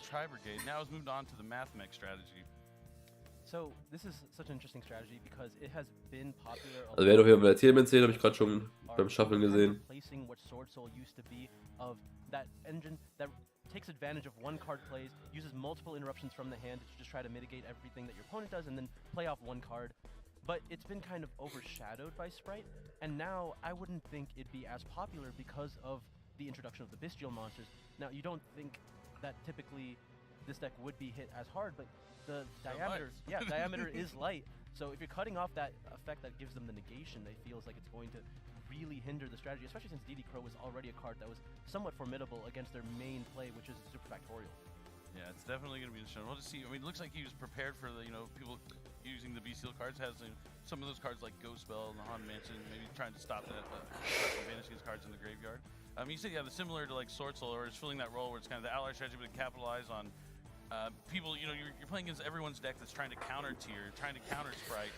Also Enzo ist dann hier auf Mavmac und Dennis ist dann hier auf Tielemans Beast wahrscheinlich noch. Like I mentioned, he's a Tri-Brigade duelist, now he's a Mathmech duelist. Kind of similar, they have the Revolt, the Mathmech Super Factorial, kind of similar strategies. But Dennis is on something we've seen a lot of this weekend, that's Tier Element. But he's also using the B-Seal package and maybe a couple extra cards that we haven't seen really. It's been used in the past, but I haven't seen so much of this weekend, so hopefully we get a chance to see how he's using one of these cards. Don't want to spoil it just Also yet. White Sleeves sind auf jeden Fall das Meta, auf jeden Fall. Und Double Sleeves scheint auf jeden Fall nicht so beliebt zu sein in Amerika, was sehr, sehr spannend ist. So many just little things you could do differently that changes how the entire game is played because you have access to all these different strategies. It really is, but it looks like the duelists are ready to go, so let's jump right into game number 1 of round 10. Looks like the die rolls are being rolled. Eine 3. 12? That might be a 12 from Enzo. Ja. Definitely. Da wollte jemand unbedingt anfangen. Absolutely. Enzo is going to have to be feeling confident, knowing that he's able to start, try to set up as many interruptions as he can, getting a couple cards drawn if that's the strategy he's going for. These players are playing for their tournament lives right now with 2 losses already. Yep, definitely on a bubble match here. If you lose another one, your odds of making that top 32 go down drastically. Looks like he's going to start. Diameter. Oh, nicht gut gestartet. Nicht gut gestartet. Opening Sigma is not really what you want to do. You would much rather just have the circular to put Sigma in the grave, get its effect for free from the graveyard instead of having to use it from the hand. So not necessarily the ideal opening. And it looks like he normal summoned the Diameter as well for no effect because that's usually your Debris Dragon type card. You're trying to summon another Mathmech from the graveyard. So definitely not the start that you typically want from Enzo, but it's still going to be able to do something, able to add another Mathmech card off of the Xyz monster here. Okay, das ist Circular. Yep, it looks like he is going to grab that Mathmech Circular. Mathmech Circular, he can send a Mathmech from his deck, special summon it from his hand. Now let's see if he can find another Mathmech effect to activate, so he can trigger Circular, grab that Super Factorial from the deck. Assuming that's even the one he wants to go for. Yep. Yeah, Super Factorial, quite the card, similar to Tri-Brigade Revolt. Right, it looks like he's using the effect of the Xyz monster. It is able to sort of Lone Fire itself, get back a monster from, I think, the graveyard, actually. Okay. Yep, 1 level 4 lower Mathmech monster from your hand or graveyard. Hand or grave, right? That's what you So everything but Lone Fire, I suppose. Let's see if that merits a response from Dennis. It doesn't seem like it so far. He's considering. Oh, he looks Havness. Yeah, Havness seems like a good choice to do right now. We've seen this card be tremendous the entire tournament. All it needs to hit is 1 Tier Limit monster. Solely oder halt. He's not going to let him fusion summon during his opponent's turn, but at least get to add a monster to replace that Havness from his hand. Yeah, any free cards is good. And I think one of the biggest issues for the Mathmech strategy when it's facing against so many Tier Limits is Einfach Pech haben beim Millen. Dann verliert man noch mit Tielemans. It's going to go after a card on the field, potentially in the spell and trap zone, and a card from the hand, but it sends them to graveyard, right? And what do you really not want to do against the Tier Limit strategy? You don't want to send these cards to the graveyard. Ich glaube, das ist eins der einzigen Decks, was ich gesehen habe, was eine Podi im Main Deck spielt. Within the Tier Limit name that he can put on the field and in his hand, I think it works in his favor. So even if it's not the most ideal, I think he's really happy with just finding any kind of free advantage. Yeah, certainly. Looks like he is going to grab the Tiamat Sharon here off of Soliak. Now, I don't know if the Circular already triggered, but a Mathmech effect had been activated on the field, so he is able to add a Mathmech spell trap. There it is, going to grab the Super Factorial. This is, as you mentioned before, reminiscent to Tri-Brigade Revolt, being able to special summon monsters from the graveyard, and then immediately either Synchro Summon with them, or Xyz Summon with them. Das Problem ist halt, Senden von Karten ist halt gegen Tielemans halt eigentlich gar nicht so geil, ne? Weil die triggern dann ja einfach. Looks like he has a copy of Parallax Seed and Rivalry the Warlords in his hand. So maybe you can reach out, kind of filling that Sword Soul role, capitalizing on cards like Rivalry the Warlords. When you're playing a strategy that's pretty much all cybers, you're kind of locked into Dann ist das ziemlich gut. You can really capitalize on cards like Rivalry the Warlords. Yeah, this seems to be like, I mean, what didn't necessarily seem like an ideal hand from Enzo because you didn't start with the typical actual starting play that Mathmech is known for. You still have all parallel. these Strong, extenders, einfach with strong. Parallel Exceed, you're still getting the bodies on the field. You're likely able to go for something along the lines of Heat Soul if you want to, or if he wants to go for the Devotee combo. These lines are available for him, but being able to put it all back on the back of Rivalry, which is a really strong card in the Tier Limits matchup. So we saw a Link summon for Cyber's Wicked, and then that triggered his Parallel Exceed to special summon from the hand. And now he's using the effect of, I don't know if he's resolving Exceed or, no, it looks like he didn't special summon with Parallel Exceed. He's just going to resolve the Cyber's Wicked. It might have performed a chain here because once a monster is summoned to the Wicked Zone, it's able to banish a monster to add a tuner from. Ne, hat parallel nicht aktiviert. Which is Diameter, a very strong one. Interesting. Gives you solid follow up for the next turn. And just having a Diameter in graveyard is really strong for the Super Factorial because that's the main name you want. That's the one that's going to give the monster you Splash summon Match? the ability to negate any of Heat Soul. that turn. Okay. Yep, and here comes Decode Talker Heat Soul. Using monsters' different attributes, he'll be able to pay 1,000 and draw a card. It's a quick effect, so he'll be able to do it during his opponent's draw phase as well. So you get 2 free cards thanks to Heat Soul. Yeah, 2 free cards generally seems like it's always going to be worth it, but oddly enough, you know, life points didn't used to matter that much in Yu-Gi-Oh, especially like at this point, but 6,000 is a threshold that's so easy to overcome.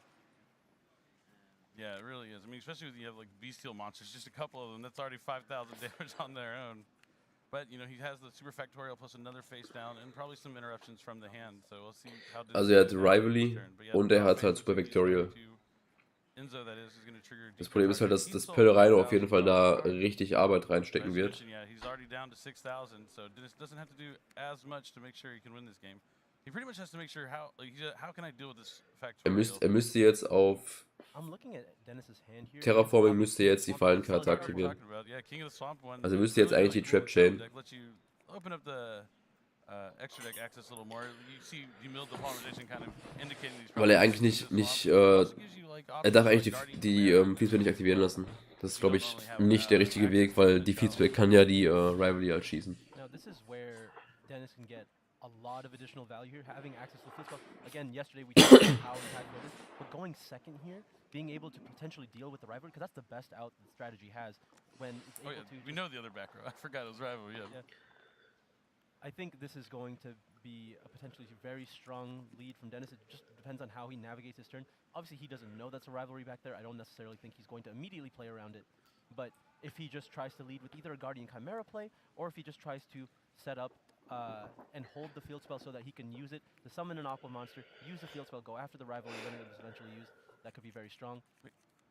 Is this a rematch? I do think they might have played each other at one of these remote duel tournaments in the past. I think they definitely encountered each other in top 4 or the finals. This was the finals of the remote duel invitation that Dennis won. It is. That is right. I just now realized this is a rematch of the remote duel invitational final. Wow. I was like, wait, I've seen this match before. Yeah. Dennis was victorious then. Let's see if he can pull that back. It looks like he is favored this game 1, opting to not use the King of the Swamp, just going to send it to the graveyard for the effect of Sheeran. He hits Magnamut, Scream, as well as Avion. Das ist nicht schlecht. Again, not hitting any actual tier limit names, but incremental value off the Scream as well. Yep, Scream will let him, since it's into the graveyard, add a tier limit trap from his deck to his hand. Dennis has to be careful here. He knows the Super Factorial is there. Rivalry is going to lock him into Aquas, which at this point, not too much of a concern. It looks like, is that another copy of the field spell in his hand? Oh no. Ja, das könnte schnell vorbei sein jetzt hier. Definitely not the best mills. I mean, he's got a little bit of value each time, but not. Aber da sieht man wieder, wie gut Floodgates sind, weil da kommt ein Floodgate und dann ist einfach vorbei. A trap card, or does it also search spells? I think just trap. Okay, because I do see in Dennis' list he does play a copy of Heartbeat. Okay, so you can use Albion's effect to put him to the bottom of the deck to send a Brandon High Spirit from his deck to the graveyard. Don't get to draw the card. Not from the graveyard, you don't. Yeah. But being able to put the Brandon High Spirits in the graveyard, will be able to add it back to his hand if a fusion monster is sent to the graveyard this turn. So definitely like a little value out of that mill for possibly the following turn if he makes it that far. But this rivalry really shutting down Dennis from doing much.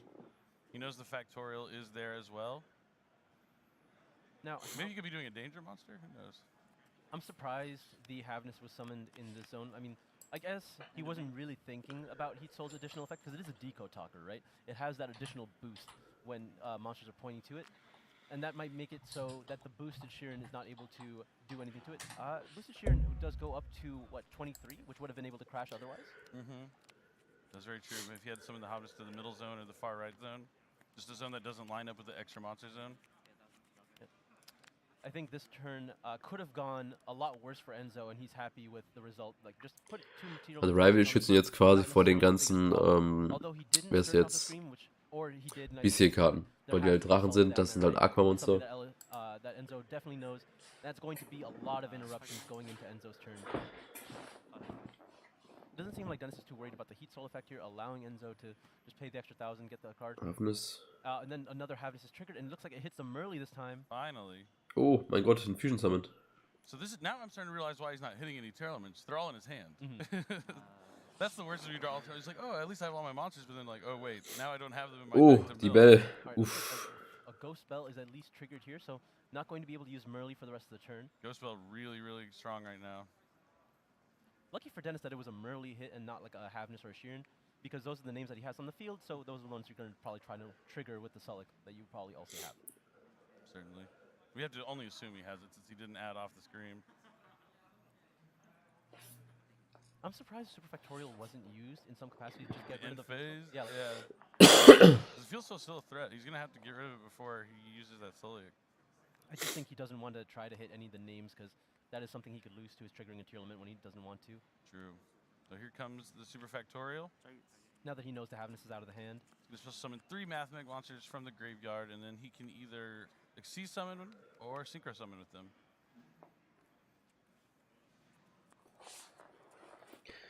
Both really strong options. Ich meine, was will er machen, ne? Let's see if Dennis has... Oh, no Bestial Monster will actually be... Oh, no, there is a Heat Soul on the field, so Bestial Monster could be really strong here, especially now that the Ghost Spell has already been used. Er kann kein bisschen machen, Digga, der hat doch Rival am Feld.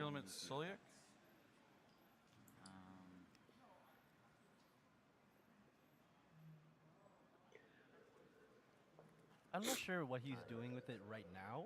I feel like he's going to go after the Xyz monster summoned off of the Super Factorial. Just wants it face up already. Looks like, yep, it is going to be Aubertin.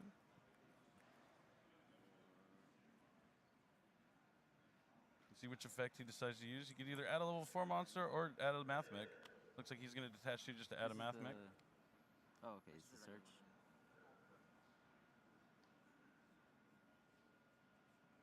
Interesting that you opt to go for that one. That's not one you can make with 3, can it? No, you can. Oh, it's 2+. Yeah, it has effects that go all the way up to 4, where you can add the Speller Trap if you detach 4 materials even. I remember when I first read that card when these cards came out, I was like, what? There's an Xyz Watcher that can search any spell and trap from my deck? That has to be good. And it is pretty solid. So he's going to add Addition here. Okay. You know, Mathemech's a strategy that doesn't get a lot of credit, but it has so many extenders. It really does. It all adds up. What a joke. I'm proud of that one. Not really. I've had better. Looks like a normal summon of Diameter is going to come down. And let's see what he decides to special summon back. He's going to target Mathematic Addition. The Diameter added off the Wicked last turn, so even if it's not the strongest start, you do see how much follow-up this deck can provide. Oh, er hat noch ein Mining. Right? So Silent Mining coming down, discarding Mathemech Circular to add a Cybers Monster from his deck to his hand. Also wir sehen jetzt hier schön, wie gut das Mathematic Deck an sich performen kann. So he goes with, is that Subtraction? Er kann jetzt in das andere Xyz-Monster gehen. Oder er tributiert das Ding. Genau. Special vom Grave. Dann kommt aber der Circler. Now he's using Subtraction. Summon it to the field, making a monster lose 1000 attack. Jetzt kann er sich, glaube ich, den Reborn holen, ne? That's often Er spielt 2 Super Factorial, okay, dann macht es natürlich Sinn. Makes sense with their names, additions. Yeah, that's how it helps me remember what they do, because it's very clear. I always just think, oh, they summon themselves, and it's very easy to forget the little incremental, like, stat changes. And I think that's, like, the easiest effects to forget in Yu-Gi-Oh! Even with, like, Scream, right? You're just constantly forgetting that, because it has so many good effects that you forget the random, I guess not so random in this case, but the effects to change Updates. stats, the Okay. most overlooked effects I feel in Yu-Gi-Oh. Indeed. It looks like one of the best Cyberse Link 2 monsters coming down here. It's Update Jammer. Update Jammer is going to be linked away, and now he's going to summon Transcode Talker. The effect of Update Jammer will allow Transcode Talker to attack twice. But he can also bring back that Update Jammer with Transcode Talker, and then we'll probably see Link summon here for the Aber best code why? talker, in my opinion, Access Code Er hat doch Talker. Suliak noch. That's right.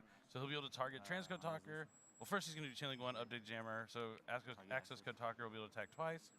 And he's going to target the Achso, stimmt, der kann's ja negieren. the transcode, so he can gain 3,000 attacks. So now he has an access code at 5,300 that can attack twice.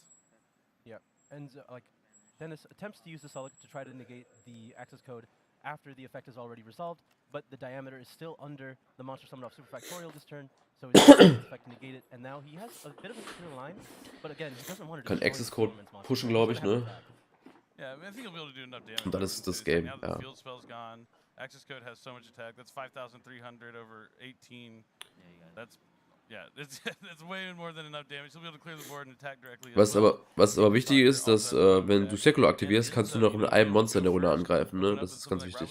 And really take his mathematics strategy to potentially being one round away from making that top cut. Oddly enough, we saw that Dennis had multiple tier elements monsters, multiple ways to trigger them, but didn't have enough monsters to where the King of the Swamp was going to have any additional value. But maybe it's something that he had to go for. Just grab another polymerization, try to summon the kick close and see how he can get things going. But I think he was just a little too afraid of what the additional set could be. Obviously, Rivalry is not the card that would actually been able to stop that hand, but he was playing a little too conservative and gave Mathmech a turn to really add up. Yeah, there's also the small chance that maybe he only plays one copy of polymerization and then he milled it off that first mill with the King of the Swamp in his hand, which is absolutely devastating if that would be the case. I was actually, so one of our matches yesterday was Mike Albanese versus Elise. We could see in his side deck he had Volcanic Scattershot there to do that damage at times. So afterwards I went up to talk to him. I was like, you had Beatrice, why did you have the Scattershot there when time was going down? Apparently when he potted Desires, it was the last Ist auf card jeden to get Fall potted Desires, so ein interessantes Matchup. Aber ich glaube, Dennis hat einfach ein bisschen Pech gehabt mit dem Mills, was er getroffen hat. Dann genau die richtigen Karten gehabt mit der Ghost Bell. War schwierig auf jeden Fall für ihn da durchzuspielen. Yeah, and then we saw Shuping mill his one copy of Mystic Mine that he needed a terraforming for in one turn. Sometimes these mills, these desires, they can backfire. A lot of times you're all just getting that high value from these effects, but there are downsides at times. Yeah, I suppose it would be too good of a card if you could just draw two with no repercussions. Most of the time it doesn't. Oh, it'd be Pot of Greed, right? I don't remember what that card does, but I think it's something like that. I think it just says Pot of Desires on it.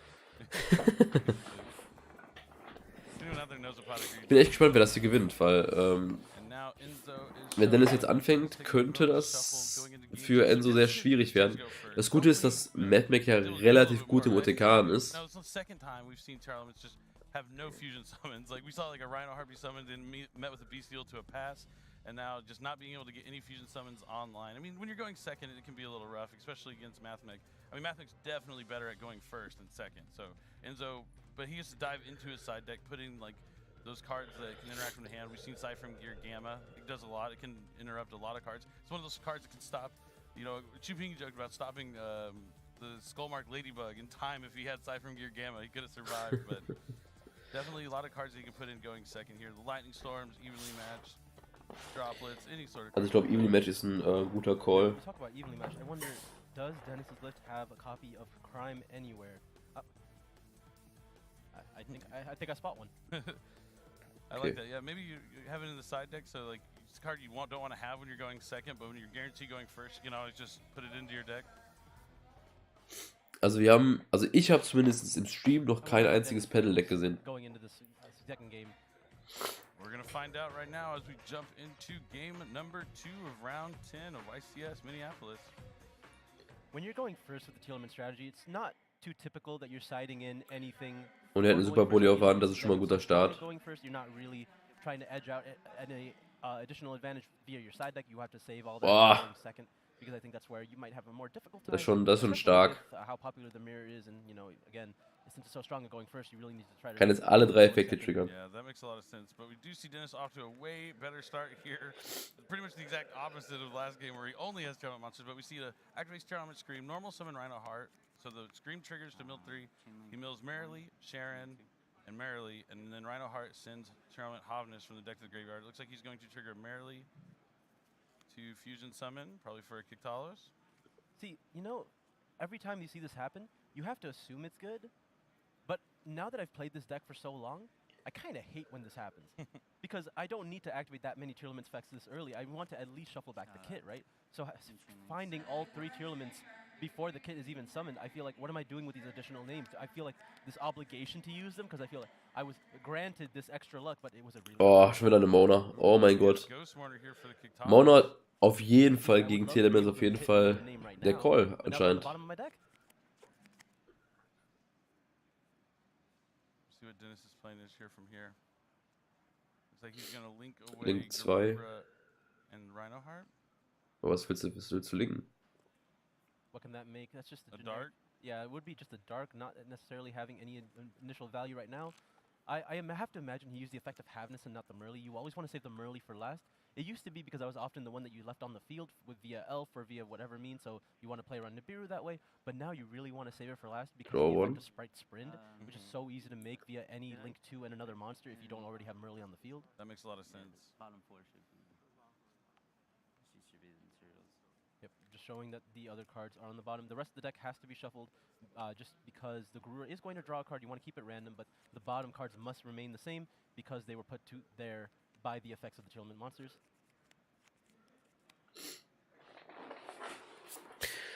Es wird auf jeden Fall sehr clean gespielt. Das finde ich immer gut, also gerade bei den etwas späteren Runden, dass es auf jeden Fall in der Regel bessere Spieler sind. Right here on himself and just mill 5 with the Kiktalos, but he's already used so many Traumers effects. You definitely want to save it as a defensive option. Ooh, this feels really rough. I feel like he's almost forced to use the effect of Kiklos here because he needs to put that Gruer back in his extract right now. Otherwise, that Superpolarization has nearly no effect in this matchup. Oh, you're right. I really doubt he plays 2 of them. Uff. He's using a little bit of different strategy than a lot of players have been, but yeah, including the King of the Swamps, so you access the Guardian Chimera, it'd be tough to think that he's able to... Wie eine Ghost Mona das ganze Play kaputt gemacht hat. Ah, ouch. Evenly. There is a copy of Crime. Hast du ein zweites Evenly? Very interesting. Yep, Blazing Cartesia going to the graveyard. Crime's going to be able to negate and shuffle back the evenly matched. So yeah, this is where I really hope, like, if Enzo is able to summon a monster, Scream is going to activate. He just has to hit a name, right? Hit a name and he's good. Shuffle Evenly wieder ins I Deck think zurück. Dennis also opted not to use the Kiktalos for any form of Link Summon or anything to really get rid of it because he doesn't want to take that extra 2300 damage.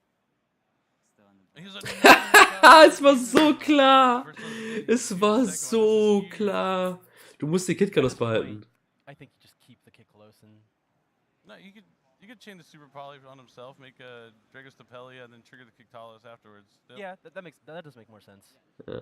It's still not like great. You just have a Dragos Tapelia. Well, I guess you could still. It depends what he mills here off the Kiktalos, but we do know like those bottom 4. Oh mein Gott, ey. All talent monsters.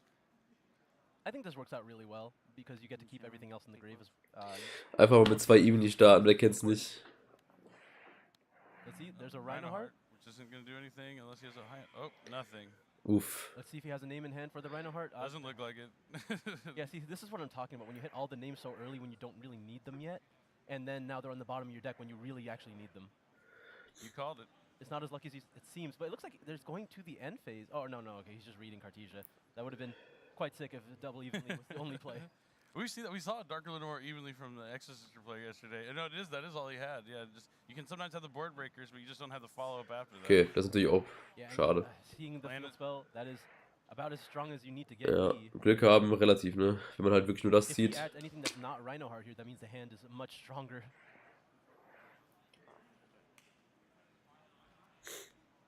I wonder. You go for like Merly maybe, and I think Rhino Heart resolving would just automatically be game. oh, and certainly. With the boost from the field spell, there's already multiple fusion monsters in the graveyard. Aber gehen wir davon aus, dass der Gegner noch eine Mana hat. Ruclos boosted with the field spell as well. And Dragos Tapelia. Und wahrscheinlich ein Nibiru. Like the Rhino Heart Sonst wird er wahrscheinlich nicht gepasst, einfach auf dem leeren Board. And it would only really lose out to something along the lines of Infinite Permanence or Effect Veiler, but it would play around something along the lines of Ghost Mourner, which only hits special summon monsters. That's very true. But it looks like he does go for the Merly, so he's going to summon it to mill 3. to Sharon, King of the Swamp. Ja, and trifft That's zwei good da. enough. Strong. I wonder if Enzo hitting 2 names here is really strong because Enzo Okay, can't have enough. Yeah. No matter what he has, it's gonna be. Oh, he did have the infinite permanence. He could have impermed the Murley maybe, but then like, I think I might have, right? Like, Ja. what do you have to lose at that point? Like, if he hits anything, you're gonna lose. Yeah, I'm honestly surprised that he didn't, but I think the biggest part is he's kind of forced not to. Because, Okay. I think that was a heads-up play by Dennis. Going for Murley to play around the infinite impermanence. Ja, also wir haben schon sehr viel Teil-Elements gesehen jetzt hier auf dem Turnier. Also wirklich sehr viel. Have your fusion summon right there. Yeah, not necessarily going to end the game immediately, but actually it might just summon another kickless and a different name, and that would. Aber jetzt geht Map wieder First, jetzt könnte das sehr interessant werden. A plenty of cards to break boards and interact with the opponent, but none of those starter cards, no mathematics to really get anything online. That's going to be such an interesting way that this deck plays around things now. You have to always keep Sprite Sprint in the back of your head, which is why Cyberstein was so good in the previous list. Again, something that baits the use of infinite permanence, because if you don't, then like the sprint is always threatened, and even then, any extender would threaten sprint. Like Sprite Sprint, so much scarier in this deck than what it does in Sprite. Although we did see earlier in yesterday's tournament that this effect of sprint to detach a material is also just as powerful as its end effect. Yes, exactly. Sprite Sprint definitely one of those awesome cards out of Darkwing Blast. Rukalos, fantastic. It's a really incredible set. We also not even talking about Kastira Fenrir's definitely been all over the place this weekend. We still have some of those Draco Slayer decks hanging around trying to make. Sagt zwar, dass wir Kastira Fenrir überall sehen, aber ich habe Fenrir noch nicht einmal gesehen auf dem ganzen Event jetzt hier in den PG Matches. With all the hate going around it, like all the decks trying to counter it in some capacity, even the Tealments themselves are trying to counter themselves via all the high counts of bestial monsters. Will it be able to take the entire tournament down, or do you think one of these rogue strategies will be able to hold it down? I guess I'll go ahead and call it now. I think Tealments are going to win the tournament, but it could be Sprite. We could be, you know, a little surprised. But if I had to pick right now, I would go with a Tealment version. With loaded with bestial monsters and like 3 of all the ones that banned. Ja, manchmal kann so eine Karte ein Deck von einem Low-Tier-Deck zu einer relativ kompetitiven Strategie machen. Das ist manchmal echt spannend, ne? Aber Circular ist auch eine richtig gute Karte einfach.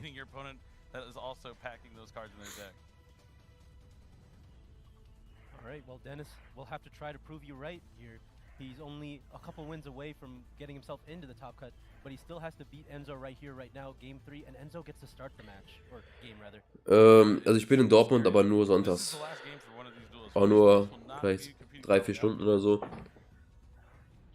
Because with 3 losses, it really is going to be tough to make that top 32 cut. Very, very unlikely, but with an X2 record, only 2 losses, you'll be able to probably slide right in there, hopefully. Especially because the closer you are to the cutoff for the number of rounds, we'll have more of those X2s make it into the top 32. Yeah, we're right over the cut. Yeah, this was barely over the number required to get that extra round in. So ideal for players that are trying to make it with an X2 record.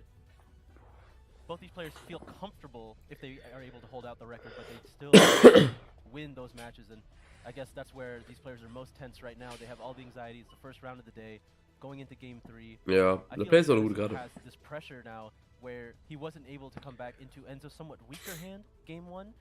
And now if Enzo just opens Circular plus the same amount of cards, then it could be a lot worse for Dennis. But he still has the option to draw one of those bestial monsters. We saw a lot of those cards sent to the graveyard with the effects of the Tealment monsters, but seeing them in the hand, a lot better.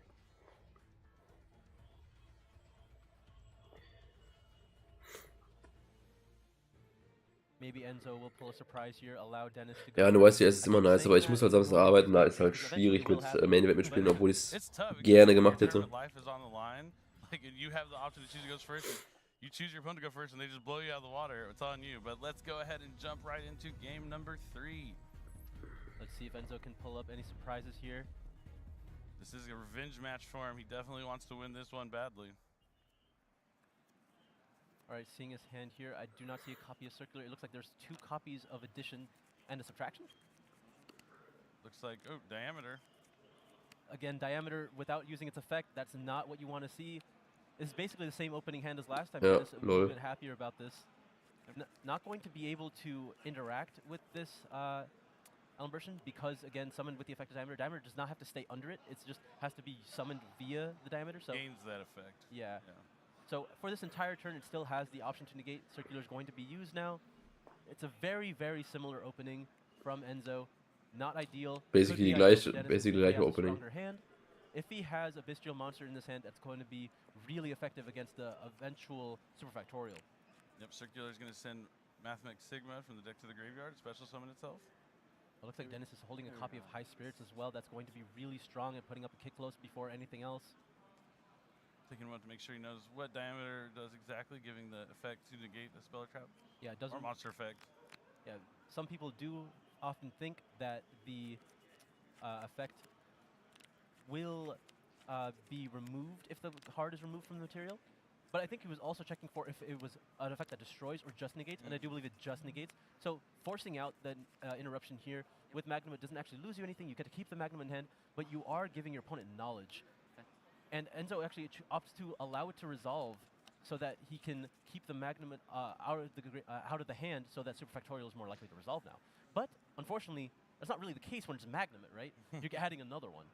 He did summon the Haviness in the middle of the turn with Sharon, but it was met by DD Crow from Enzo, so the Sharon's not going to be able to fusion summon. Now he's going to use Aubertin's effect to bring back Addition.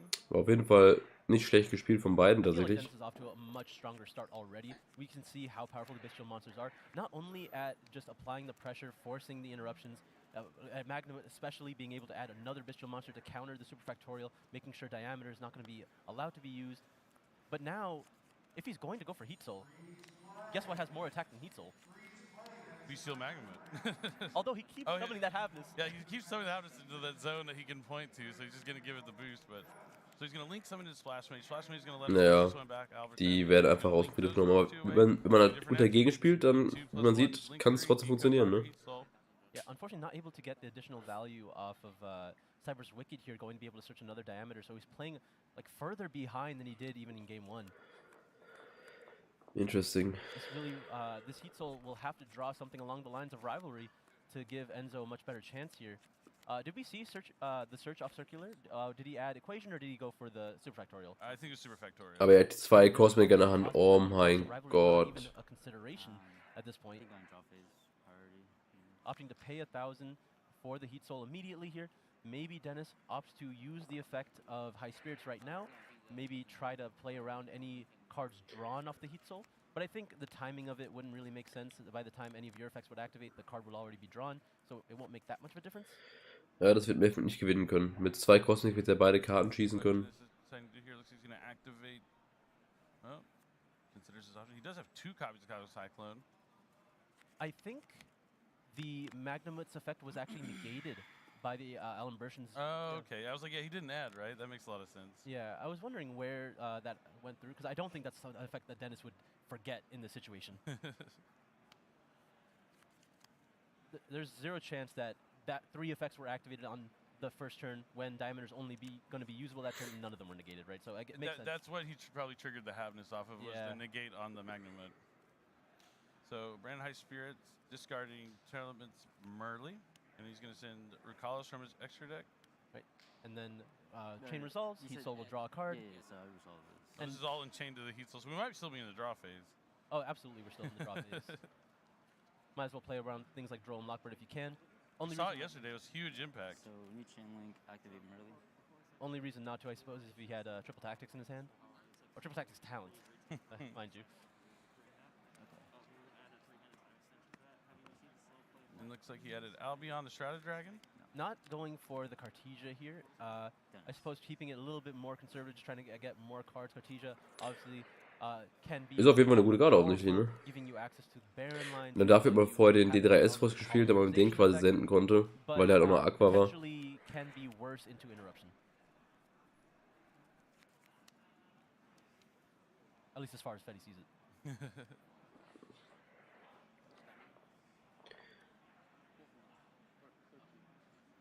Is it going still? The time? Oh. Oh, can I still play? Taking a moment just to talk to the judges. So now Merly's effect's going to trigger since it was sent by Brandon High Spirits. I guess. Oh, so this is what happened. High Spirits was used as player priority because it is Dennis's turn. Okay. So he wanted to use it prior to the Heat Soul, which makes sense because he doesn't have that extra card in his hand. Again, Heat Soul's a quick effect, right? So wouldn't you just be able to draw first if you chained it? Oh no, but you know this would work out this way since he chained the Heat Soul. He would draw it last afterwards. So yeah, Now Kiktalos is fusion summoned, thanks to Merly putting back the Rukalos in itself. It's kind of funny using Rukalos as a fusion material for Kiktalos, and then you have to use Kiktalos as a fusion material for Rukalos. It's a circle of life here. Circle of life. Yeah. Enzo definitely does not want to see the Kiklo summoned. That's when things can get a little bit more drastic as soon as Kiklo hits the field and is able to resolve. No Ghost Mourner this time. Albion's going to send Brandon High Spirits to put itself on the bottom of the deck and draw Dennis a fresh card off the top. We talked about the diminishing returns of High Spirits as well. You want to see the other copies immediately put to the graveyard as soon as you can. You don't want to draw them anymore once you're able to resolve one. It's very Ron von hat unlikely einer Panel to use it gespielt. again Okay. for the effect to trigger a fusion summon, mainly because Rukalos is either going to just be on your field or in your graveyard, or there's just higher priority things to do with those cards at that point. Now Dennis is using Kiktalos effect to send itself to the graveyard and then summon Merly, and then he's going to mill 5 for the Kiktalos, and so send their by card effect, and Merly mills 3 of Millt the alles. summon, so top 8 of Dennis's deck to the graveyard. And there's the third High Spirits, so getting those out of the way, but we do have 2 more names triggered, as well as the Rhino Heart if he wants to. He's going to chain Super Factorial. He's going to target 3 Mathematics in his graveyard, and then Muss er jetzt auch machen, weil wenn Rukalos kommt, kann Rukalos die Karte annullieren. Drawn off the Albion for Dennis. doesn't look like it.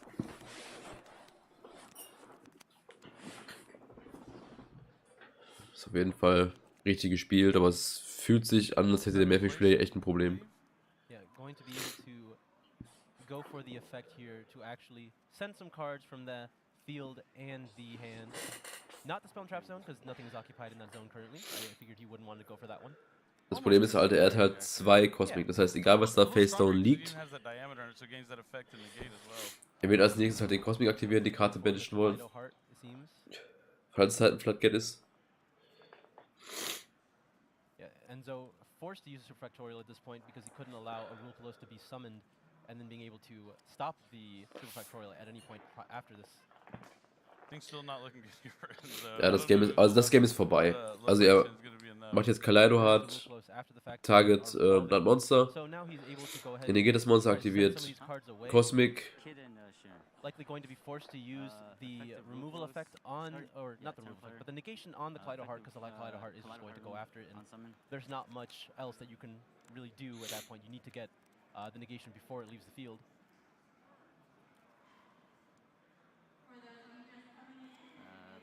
Laplacian. Shuffles the deck. Yeah. What do you think he's going to send with Kaleido Heart? not with Kaleido Heart, but with the Laplation? Probably just the Magnamut, right? That's the only thing that doesn't apply any value right Send a now. monster. I think he might have used Merrily already. In hand. I'm not sure which ones he used to fusion some of these two, the Kaleido Heart and the Rukalos. Yeah, I guess like any names that have already been used, you definitely want to go for. I think you're going to leave the Rukalos and the Kaleido Heart alone. Yeah, well, definitely, since both those cards can come back, yeah. Cosmic. He's going to chain Cosmic Cyclone here. I'm not sure what he targeted. I can only assume. Oh, Aktivier die Fallenkarte. Also müsste es jetzt eigentlich die Trap Card. Oh mein Oh, Gott. he has the Forbidden Droplet as well, being able to cut off the Laplation entirely. Just a really good hand here from Dennis going Ja, second. das kannst du gar nicht mehr verlieren. A lot more ideal than in the first scenario. This you chain to negate, right? Yeah, I'll chain drop. Is that resolved? Opting to just use the spell and Ja, und dann kommt der Cosmic runter. Second Cosmic Cyclone here for the Rivalry of Warlords. Enzo using all his cards here, going second to just probably win the duel.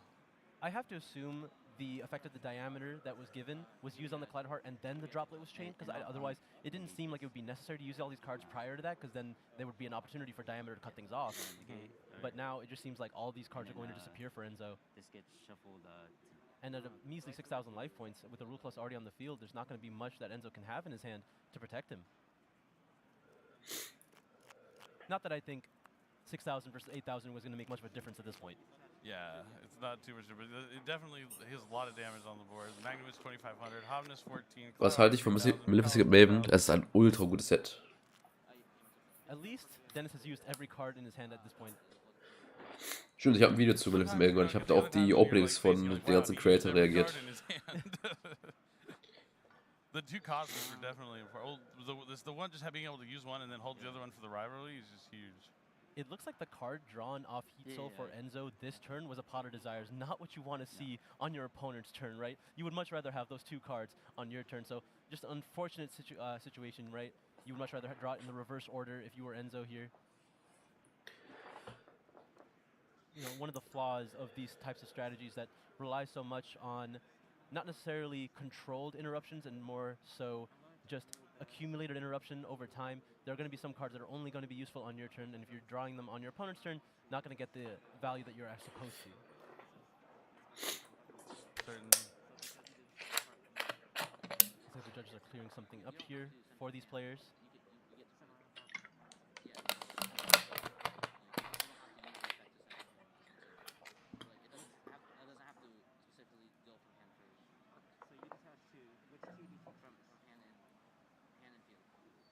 And so explaining the situation to the judge. I feel like the judge is holding the Laplation. That's the diameter's not on the field. That's definitely material just underneath Laplation. I wonder if the judge is questioning if it's the effect of the diameter itself or if it's the effect of the Laplation. It is the effect of the Laplation. Yeah, it gains the effect.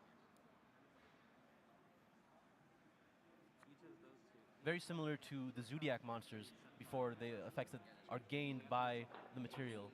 Not necessarily the material's effect, but just the monsters that had used the material. Boah, das Game ist eh vorbei. Also ich weiß nicht, was er jetzt hier noch diskutiert, weil es ist eh durch, das Game.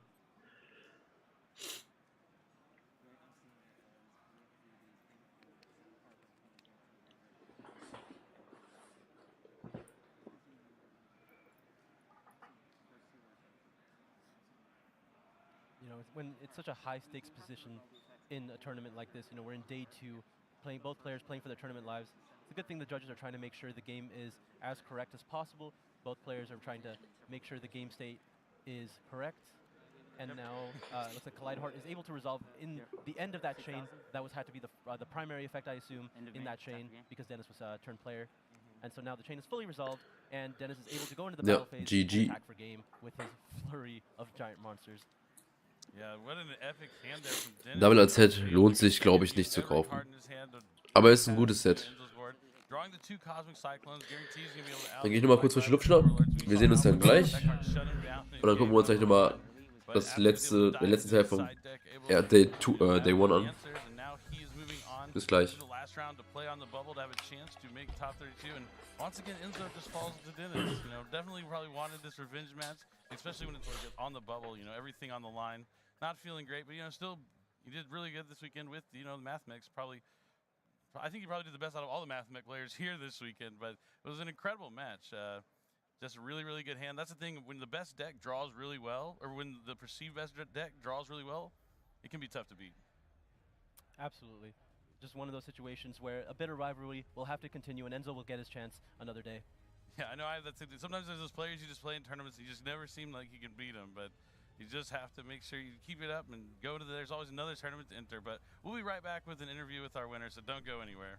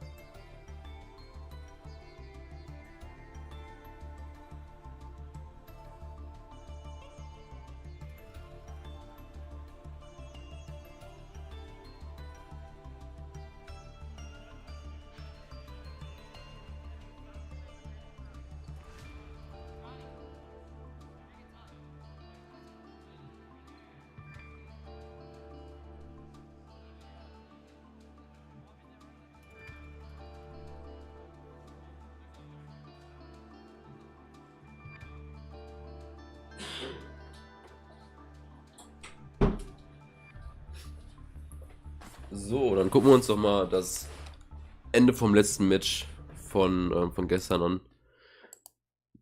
So, also das Ende hiervon. That boss is dead. That too.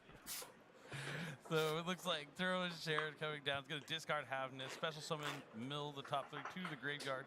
Hits a Sharon and a Soliak. So let's see. Und ich habe gerade von Julian aus seinem Stream erfahren, dass er den Market Watch heute hochgeladen hat. Da werden wir gleich mal kurz mal reingucken, weil why not? Dann können wir uns mal gucken, was die neuen Karten alle so kosten.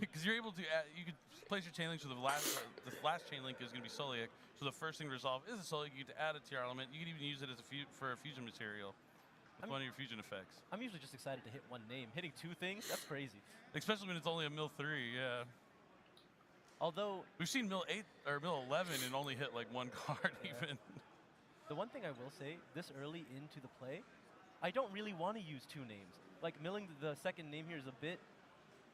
You could just not use it, just leave it maybe. But then you have one less name in your deck, so it's like you would have rather not, oddly enough. But maybe you want to wait till you get it off like a Kiktalos mill or something. That makes a lot of sense. Going to fuse the Sharon and the Havness, so yeah, he isn't going to use both of them as you said. So there's going to be a Havness in hand as follow up as well. I think we're going Kiktalos is almost certainly going to just Field Spell is going to actually deal with the Magnum as well. That's really important. Likely Ricardo is going to leave the Rhino Heart and the Sharon on the field to end up with a Dweller. I can see that. The Kiktalos is probably just trying to force its way into a Rulkalos here. Whether he wants to Ich suche schon mal parallel das Video von Julian raus. It might be a little bit more of a gamble if he does. See what he decides to do. He's right. Da, Market Watch von Julian, gucken wir auf jeden Fall mal rein. So it's either the Havness or the Sharon that he has not used yet, because it was kind of hard to tell which one he actually activated in that situation. Yeah, we don't see the fingers pointing. It can be a little difficult for us, but he has one of the 2. If I had to guess, he used Sharon, but that would just be my guess. So now we know Havness and Sulik in hand.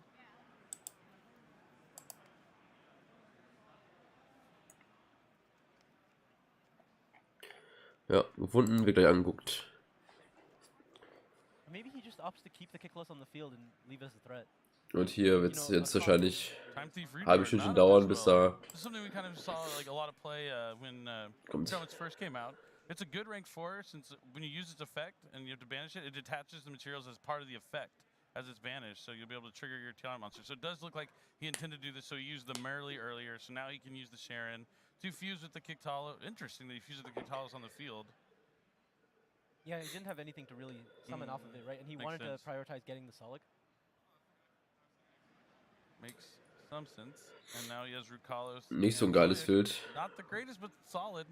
Oh, and the Time Thief Reader is going to come back. We'll see what he hits with Time Thief Reader. But first, Magnum. Also er hat einen Belgischen auf der Hand, das heißt, er wird sich jetzt hier einen anderen Namen suchen. Makes a lot of sense if Ricardo knows that David's on 0 tier limit monsters. But like he didn't see any in the first game, so. Yeah, but that's a lot of cards in his deck. Yeah, I feel like is that a guess that you would be able to make? I feel like Ricardo just knows David's deck somehow, because he seems to have no care about learning any more about it. Very true. That would make sense. That would make sense why he didn't. So langsam wird es ein bisschen dunkler, dann machen wir also ein bisschen Licht an hier. Oh, that's an interesting choice. White Dragon River Buster, that'd be a really solid one. Ja, der ist da auf jeden Fall. Kind of like a chaos space almost. Honestly, at that point, I would really like to just add another Lebellion so I can get another Magnumit, but maybe he already has one. Oh, he did. We knew Wyvern Buster. He has Okay. Lebellion in hand, he has Allure in hand, and he has Melody of the Waking Dragon in hand. Yep. Is he playing Striker Dragon? Yep, he is. Probably no boot sector launch, but definitely a good link one to have to just link climb with your baby dragons. So this could get easily punished if David is immediately met by a Bestial from Ricardo's hand, but that's not actually possible because he doesn't have any monsters on the field, of course. He can still do it on his own turn. Oh, but I guess it is the end phase, so yeah, he wouldn't be able to do it now. So now Time Thief Reader is going to take that top card. Oh, der kriegt einen Draw One. So he's going to Okay. get the draw card. Might want to just do that immediately. Yep. Ja, hätte ich auch gesagt gehabt. See what options he has available. He already has Havness in hand, so Aktiviert Allure. Starting off with Allure Darkness as well. Mismatching Allure is dangerous game. That's why I was like, maybe it's beginning the end, because I could tell the other one's Allure Darkness. I feel like no matter how many amounts of Komm, jetzt bin ich im multiple Thunder Allures you Dragon, have, you komm. probably just have to play them, right? Oh yeah, I'm the Ah. same way. You gotta play as many as you got. It's such a cool looking card. Looks like he's gonna banish Druistorm from Droll. his hand with Allure, and then that is met by Droll and Lockbird. This is what I'm talking about. Ricardo's main decking some cards we don't normally see. Droll and Lockbird kind of huge. There's a lot of adding with a lot of these decks, and probably a decent amount with the Bestial Thunder Dragon deck. Yeah, this I mean, Lubellion can't be used. Melody can't be used. Like, it looks like there's dangers in his deck as well. This cut off a good portion of his hand. In fact, it might have cut off every single card. Ja. The Wyvern Burster won't be able to add. Man, Droll and Lockbird just being shut down. It looks like he's trying to concede. Yeah, it looks like he's about to pick up his graveyard. And Crazy. Droll and Lockbird just completely locking. Droll things out killt ihn of the einfach. game. Okay, crazy. Oh, man. Crazy, crazy. Drew it off the Allure draw. For me, I'm gonna say 100%. I'm gonna say he didn't have it before, and then he got it. He hit that spell Nächstes Game. of the day here of YCS Minnesota, and David is going to be going first with his Bestial Thunder Dragon deck. Now, we see a really cool card in his hand, that is Starliege Seifert. This is something I saw a couple people trying out, even just to send off their Curious, so they could add back the Lubellion or add back Levineer, and then there's Hat er always a way to ach, summon a okay. dragon if they Ich wollte sagen, er hat have geblickt, access aber to es wäre ein having bisschen Bestial zu in traurig That's gewesen. pretty cool. We do see David setting a spell and trap card before he activates Danger Nessie. So he's going to shuffle his hand, randomly discard a card. If it's not Nessie, it'll special summon to the field, and he'll draw a card. Is that Darkest Diabolos? It does look like the Darkest Diabolos. Und wenn jetzt wieder Droll hat, dann lach mich tot. Oh, looks like Allure Darkness was drawn. Is there a Droll and Lockbird? Nope, he confirmed. No Droll and Lockbird this time. All right, maybe that was probably sweating a little bit, but now he doesn't have to worry about Droll. I wonder if Droll's a card that we'll see, increase in popularity as time goes on as well. Okay, He does have Banish. Wyvern Burster, gonna banish that Darkest Diabolos. Doesn't feel great, but I wonder, there's no way he had the Diabolos and the Seifert, right? Because I feel like you would have just turned into Lubellion, right? That just seems like so much value. We'll see what David has in mind, though. It seems like it would, but we do see Striker Dragon. No Striker Dragon effect, no Boot Sector launch to be added here, even though I do love that card. We were playing Master Duel. I got to experience Dragon Link. I didn't get to really play with it when it was in its heyday, but definitely enjoyed playing with that deck in Master Duel a lot. Yeah, we just have the classic white and black here. It's crazy in Master Duel, those cards are not at one. There's a lot of things in Master Duel that vary from the TCG. That, it's still a lot of fun to check out and experience other ways to play Yu-Gi-Oh for sure. And Okay. it looks like he set Melody. He wanted to make sure he didn't discard that, and he's going This to could Melody save discard it. Starliege Seifert. We'll see if Ricardo has Ash Blossom. He does have Ash Blossom and Joyous Spring. We were talking about it maybe not being so popular, but every time we've seen it, it's been huge, quite impactful. Yeah, it seems like that was a very expensive melody in this situation. Mm-hmm. This is where the tier monsters would be really good for David, but he has to find his way through. But actually, that might be good enough. Solar as well as the Black Dragon might just get him somewhere. Not, Omni Dragon Banish Power Seifert Roller. ist natürlich auch nicht ganz so geil. it's only Hawk that you'd really get immediate value from, but you might be Just able the to draw. Yeah. But there's nothing in his hand at that point. Maybe it's a... Imperm. Oh mein Getting risk. No risk. Gott. No, you can't send a Thunder Dragon to your graveyard. Gonna use Infinite Impermanence on Battery Man Solar. Ricardo seems to be very, very frightened of the Thunder Dragon cards. He has no idea what they're doing. He knows the last card in his hand. Well, I wonder what he thinks is going to happen if a Thunder Dragon goes to the graveyard right now. I mean, a Roar. I'm just getting another monster onto the body onto How is the he field. banishing the Roar? Oh, yeah. Yeah, you already used the Wyvern Burst, you're right. So, David using every card in his hand here on the first turn. I mean, Ricardo having 2 interruptions from his hand, but David still finding a way to play. He's going to link It's 1, 2, Saryuja. 3, 4. Is it Saryuja? It's Saryuja. Oh mein Gott. Saryuja Scoldred. This is 2019 all over again. what is going on? Yeah, what is this story? The only thing missing is Colossus, really. So he gets to, since he used 4 different monsters, he gets to draw 4 cards and put 3 back. Yeah, this could Pick be a the punish. best one. What's the best one? I mean, that's a Levineer, so... Oh, Magnum might actually just be better. Crazy to say. Really potentially being punished for not holding the infinite impermanence. They're being a little too frightened of what the Thunder Dragons could do when you have all that hand knowledge. Very true. doesn't look like there's 3 darks. I don't know if I've ever seen this situation where my opponent went first, used all his cards, and then his last ditch effort was like, oh, Yugioh, let's see what I can get. But you know, when you get to look at top 4 and then pick your best one, and it does look like Magnemite was the choice. What's your target? So this is the really cool thing. Is he going to turn both of these into Hieratic Seal? I'll chain Magnemite targeting this. That would be awesome, but it does look like Ricardo has Magnemite, so he's going to keep it in his hand. But I think he has Skull Dread's effect still, so he can special summon the Magnemite anyway. No response. Magnemite's going to trigger since it was summoned. That's cool that it can be triggered as long as it's special summoned. Really useful with something like Branded Regain. Was er jetzt da? But Yeah, they're just using 2 Branded Beasts. I don't quite get. I mean, I understand Branded Beast is good. You Ah, use okay. this turn, but Branded Regain is quite a good card. It kind of helps you snowball a match. I think the consensus is a little bit too greedy right now. It's like not necessary, but obviously it's very strong when Very it gets true. going. Not something you really want to like draw just on your own. Interesting But auf you jeden see, Fall. you're right. The link of the 2 monsters to make Hieratic Seal. I'll resolve mine. The Magnemite's going to be able to add a beast. I imagine he's going to grab another Magnemite with this. It's either Magnemite or Druisworm, probably. It probably has to be Druisworm. Magnemite unfortunately cannot search another copy of Magnemite. Oh, that's the one dragon it can't search. Yeah. Okay, yeah, I'm thinking Kastira Fenrir, where you can just add any Kastira. And Druisworm also gives him another point of interaction. He'll be able to special summon the Druisworm. He can use the seal effect if you want to send the Druisworm for its effect. Cross-Werbung, And send immer noch bounce kein card and zweite send a special Runde. summon monster. Proceed to my draw. At least David could potentially use the Hieratic Seal to get another copy of Magnemite off of the steel effects once it's distributed. Oh, that too. Time to exit the main phase. Right, it looks like Battle phase. Ricardo's just going straight into battle phase here, going to force out the seal, put the Magnemite back in his hand, which is honestly perfectly fine for Ricardo. No response. So it bounces. Now Hieratic Seal is going to summon a dragon from his deck, give it 0/0 stats, just like a tomb. Yeah. And it is indeed that Magnemite you're talking about. Okay. So at the end phase, he'll be able to add a dragon from his deck to his hand. Isn't it crazy that we're in a point in Yu-Gi-Oh where you would send a 2800 monster and a 2500 monster to summon a 0 attack monster and it was a good play? Battle It's phase. good. Hieratic Seal's an incredible card. I believe you. I really just think the last ditch Yugioh, let me look at the top 4 and pick the best one. I'm a fan. Activates Magnemite. So Targeting now your, Ricardo's going to use the Magnemite that got put back in his hand. Chain Druisworm targeting your Safer. Got a couple Bestials. That is a lot. Safered. He doesn't have the battle phase, but with just a Magnemite and a Druisworm in David's hand, it's going to be tough. I like that he chained them both while he still had no monsters so that he could prevent the Druisworm from David's hand. All doing this during the battle phase as well, because this all was activated in the battle phase. That makes a lot of sense. You have Druisworm in hands. Heads up play from Ricardo showing why he's here with 7-1 record. Ja, der von der Deckspiel wird hier einfach zerstört, ey. Ja. Things not looking good for David here in game 3. Yeah, one. Summon Reinhardt, activate effects.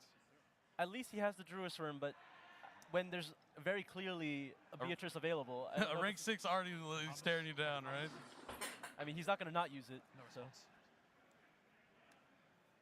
I feel like Ricardo's just going through the motions now, just forcing out David's last couple plays. Beatrice. Active Beatrice. Now, if he's able to summon a Rule Close to check that last dragon that is going to be searched off Yes, the and Magnemite at here. 5500 to use at 8000. Ach ja, Kinder. Der Thunder Dragon. Likely also going to be using the effect of the field spell whenever possible. To Hat grab nicht Luke vorhin noch gesagt while gehabt, the monsters on the dass field das are vielleicht active noch for gut relevance? ist? Also es ist auf jeden Fall ein Deck, was funktioniert, aber ich habe hier keinen einzigen Thunder Dragon gesehen, außer im ersten Game, der eine, der nicht resolved ist. Artesia and another Solid. That's fine. Artesia is still solid residual value. Yeah, it'll come back if a fusion monster is sent to the graveyard this turn. Thinking about what he wants to make. Summon with. Nope. He took the words out of my mouth. Looks like he's opting to use the Rhino Heart here. Interesting. Maybe leaving as many special summon monsters in the field just in case the Druisworm goes after the Sheeran, right? Kalos. Try to distract him from the Beatrice. Tearless Kictal is going to be summoned here from the fusion summon. He'll be able to add or send a Tiara element from his deck to his hand, or deck to the graveyard. I wonder, is he not going to chain the effect of the field spell here, or is he just waiting to do so? Because I don't think he sees a way to go into Kaleido Heart here. Target itself. So, channeling Right. 1, channeling 2. I mean, until he mills the Rhino Heart. This is true. There's a Merle, there's a Sheeran, and there's the Rhino Heart. Yep, Vector Sheeran, we're most certainly going to see, and you see the first one that grabs is the Rhino Heart. So we're going to see a Kaleido Heart coming out from the extra deck to the field, and it's going to be able to shuffle back that Jerusalem into the deck, leaving David with 0 cards to his name. I think he does have a Magnum Search at the end phase that he summoned off that seal, but 1 dragon might not be enough. Yeah, I was really hoping he would, honestly, if he was going to go for this play, I think he was better off trying to go for Ruclos first, and then just going for Kaleido Heart on David's turn by just passing, and then using the Beatrice immediately. I think that would have been a safer play. That makes a lot of sense. But he still has the Beatrice on David's turn as well with, you know, so much overwhelming advantage. Right, but at least at this point, the whatever monster searched off Magnum could answer the monster sent off Beatrice. That's true. The other opposing way it wouldn't be able to. Now at the Endphase kriegt er 2 Karten zurück. In the graveyard, he's able to add Brand Spirits, the Blazing Cartasia, and the Magnum Resolves to add a dragon. The Magnum Resolving will counter the other Magnum Resolving, so I guess none of it really matters. The Bestial count. You gotta always be 1 step ahead. Make them activate effect first, you chain. And it looks like he's going for the Bestial Lubellion. Maybe giving himself some sort of outs. But Lubellion also just makes this even easier for Ricardo, because he still could now shotgun the Beatrice and make the rule close. And just stop the Lubellion from when he activates the Hepburn hand, yeah. Or whichever one to use searches. Either one, yeah. It looks like a Chaos-based run. Something. At least get him another card potentially. I think he has Wyvern Burster banished already also. Yeah, this could grab you. Chaos Dragon Levineer is the best option here. He is going to use the Chaos Face. Does Ricardo have Ash Blossom? I think that's just overkill if he does right now. Do you have a little I assume? Yeah, because you just have the Chaos Levineer. See, he does know what is in his opponent's deck. He's like, oh, you still got Leviator. I haven't seen it, but I know you're using it. Maybe he played against Thunder Dragons, you know, back in the heyday. That resolution is going to take a moment to consider his options. Chaos Space could actually give you another card here. Yeah, that's what I'm saying. He has cards he can put back, but he's going to use Sprite Elf to special summon Charlemagne's Merle, and we see a Mill 3, Droll, and then Hovness. A name is going to let him fusion summon. Since Hovness is disintegrated by card effect, he'll be able to use it as a material return. Kiktalos. Runde 11 kommt gleich. Spannend. Tearlament, Rukalos. Right, so now the Beatrice is still live as well. I wonder what you, I guess another name? Not Rukalos, just Dragos Stapelia. All right, so okay, the Beatrice is going to send Rukalos eventually. I feel like I'd rather do it the other. I'd rather get Rukalos first and then the Dragos Stapelia afterwards, potentially, but yeah. Either way, I think he's fine. He also has the Primeval Planet Pop on top of everything else. And the face down, which is probably a Solic. Oh, we know it's a Solic, right? Which is interesting why you would go for Dragos Stapelia in this instance. A little redundant, but I suppose, you know, you can never have enough. Maybe David could draw a copy of Super Polymerization that could have. Er hat Nessie gezogen. Oh mein Gott. I don't think Nessie's going to do it. And not quite the answer you need right now. A good danger, but it lets him special summon another monster to the board basically for free, but I don't think that'd be enough. So Levineer is going to probably banish a mixture of light and darks here. Can I do a quick time check? They have plenty of time. Lights and darks.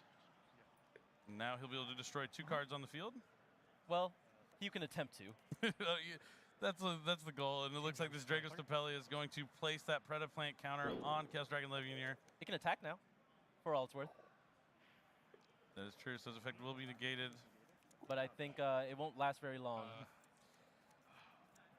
Ja. Now seems like a good time to use Beatrice, summon Rukalos, use the field spell, destroy the Levineer, assuming battle phase is entered. Okay. I believe he can, but I'm not 100% sure. Because Dragos Stapelia is... Just confirming if the Levineer can in fact attack. It can. Yeah.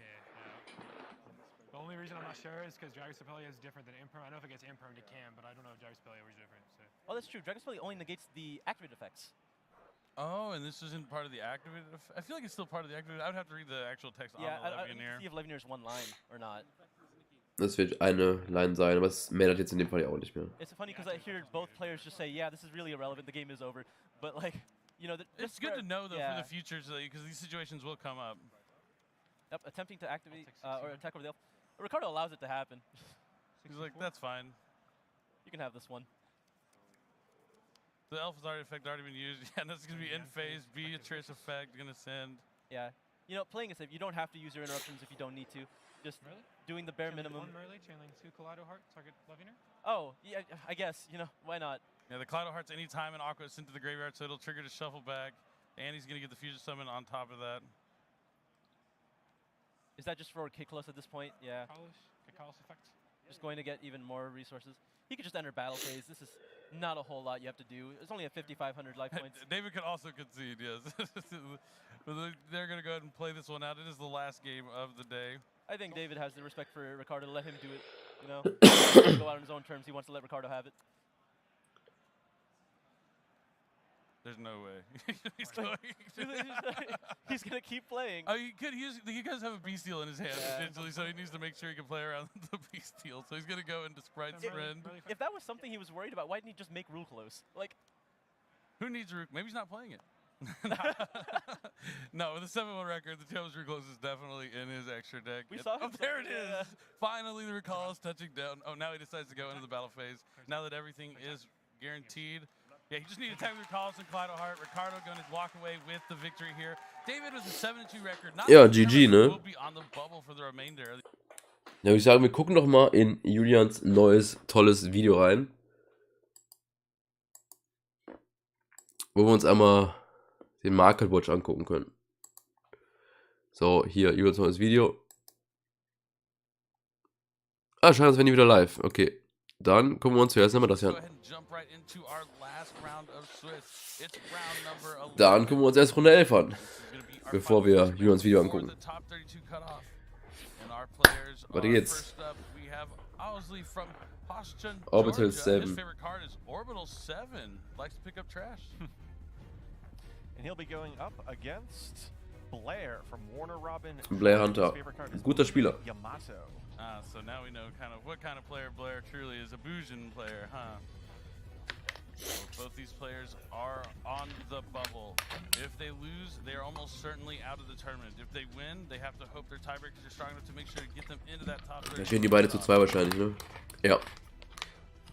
This is, you're always excited about this round. This is the round that I'm always the most nervous about. I always lose early, so I end up having like at least one or two going into the last round. I love this round when I have one loss. I love going into the last round with only one loss, where I feel like, oh, even if I lose, I'm still good. But with 2 losses on the bubble, it's a lot of pressure, a lot of nerves on, a lot of. Also einer von beiden wird sich vielleicht in den Top-Card durchsetzen, der andere eher nicht so. What has this all been? What has this all been? I've only had that experience once or twice of not having 2 losses. The 2-loss last round can definitely be something that you have to put off to the side. If that's really something that you focus on, it might inhibit your play. You might start to get nervous. You really need to just focus and lock in that this is just like any other game of Yu-Gi-Oh! And if you can have that mindset, you might be able to play this round and not worry about the bright lights or what's truly at stake. Yeah, definitely having the right mindset is huge when going into a tournament like this. I feel like someday this is going to go against me, but I've never lost this round on the bubble. Oh, it's certainly go because you just someday. No, not someday. The next time you're here is when it's gonna happen. That's also pretty insane. I've lost on the bubble plenty of times. I've also won on the bubble and not made that top cut off, so it doesn't feel great. But all you can do, man, that's a shiny necklace there from Blair. But all you can do is your best every round. I think, yeah, that advice you gave, just to treat every game like you're playing at home. You've dueled a million times. You know the decks. Even after this point, you've already played through 10 previous rounds. So you just got to shake off those nerves and understand it's just another game of Yu-Gi-Oh!, another duel to be dueled. There's nothing different. It's the same game, same rules, same cards. Obviously, the stakes are there, but you have to put that off to the side because, quite frankly, when you actually make it into the top 32 or further, it's just going to get bigger and bigger. So you need to have that mindset of being able to put the stakes off to the side, focus on your play, focus on your opponent, the interactions, and not worry about any of the things that are at stake. Wird auf jeden Fall jetzt interessant. We haven't seen a lot of Kashira Finner yet, but both these players are packing it, so I hope we're going to get to see how much of an impact. Ja, ich bin mal gespannt, ob wir jetzt mal wirklich endlich mal ein paar Fenris sehen. What our players are going to be playing, they all have something a little different. You see a Tier Element Sprite Danger deck almost, and then Blair's on this Adventure Sprite deck. Yes, we see Blair utilizing the Nimble package. We've seen that used a little bit already this weekend with Sprint. We're going to hopefully see it utilized with both cards like Forbidden Droplet and Fateful Adventure. We'll be talking about sort of the ways of discarding or sending Nimble Angler to the graveyard to trigger its really powerful effect of summoning 2 level 2s from the deck. Well, this deck, unlike some of the ones that we've seen before, can have multiple ways. It's not just going to rely on Sprite Sprint. We're also going to utilize some spell cards to try to facilitate that interaction. can't wait to see how it's on play out. When we talk about, we've seen a lot of tier elements, but like I haven't seen many matching deck lists. All these decks are teched out to the brim. People are trying, you know, different monster effects for hand. We've seen main deck Ash Blossom, main deck Droll and Lockbird, and main deck Board Breakers. Are you going to be using stuff like Dark Ruler No More, evenly matched? There's all sorts of ways you can go about this format to try and take advantage. And like the better your deck is prepared for game one, you really want to win that game one. It's important, but let's go ahead and jump straight into that game one I've been talking about. Also, wir sehen hier ein Sprite Mirror Match. Also Sprite Elements versus Adventure Sprite. Looks like he rolled a, was that a 3? Nope, they tied, so it looks like a 6 there from Osley and an 11 from Blair. So Blair's going to get to go first. Okay, that's the luck. See him pointing out Also Blair geht first. Mit Adventure Sprite. Ich bin bei Adventure Sprite immer so das Problem, dass du halt die ganzen Adventure-Sachen vorher machen musst, bevor du halt die ganzen Sprite-Sachen machen kannst. Deswegen bin ich immer so ein bisschen vorsichtig mit der Variante. Ich sehe Pixies in der Hand. Oh man, that's a lot of adventure package cards in the opening hand. I was like, the Faithful's in his hand, I think. Unless he plays 2 Faithful Adventure. Doesn't seem to be the case. That's so unfortunate. I mean, at least he has the right, but like not to get any extra value out of this right is rough. Or extra value searching a Draco back. So this is, quite frankly, the opposite of what you hope for when you play the adventure package. But there's still a couple other cards in his hand. If he has, you know, even one single Sprite starter, he could have a really explosive opening turn. Draco back effect. Yep, and now you're going to see him use the effect of Faithful Adventure to add Wandering Griffin Rider, and he's going to discard the Draco. Drollt ihn, okay. The Rideable Dragon that's into the graveyard, he'll be able to equip that to his adventure token. And then he's going to be met with Droll and Lockbird. We saw in the main deck of other players yesterday, and definitely a popular card here this weekend. And now Blair's going to special summon Wandering Griffin Rider from his hand since he controls an adventure token. Normal summon. And the difficult thing here is now, you know, if he does go into his Sprite package, which we see here with Sprite Blue, he's unable to search his deck. So between the combination of opening a bunch of adventure cards and also being here met with Droll and Lockbird in the main deck, although he's going to be able to establish a field, it's not nearly as powerful as it probably could have been. Summon Sprite. Yeah, it's kind of, maybe it's a good thing he drew the Draco back, because a lot of times the players like to summon and add the Draco back first so they can discard the Draco back for the Faithful. But had he done that, he would have been met with the Droll and Lockbird. He wouldn't have been able to get the Wandering Griffin Rider. So maybe like a blessing that he drew so many of these adventure cards in his opening hand to kind of counter that Droll and Lockbird. But we do see the link summon for Sprite Sprint. Having to invest 2 Sprite monsters and being unable to search off of the Sprite Blue that was special summons, a little bit difficult for Blair, but he is able to send. Fühlt sich auf jeden Fall nicht gut an. Und ich glaube, dass Ozi noch eine Ash in der Hand hat. Das heißt, der Gigantic wird auch nicht resolven.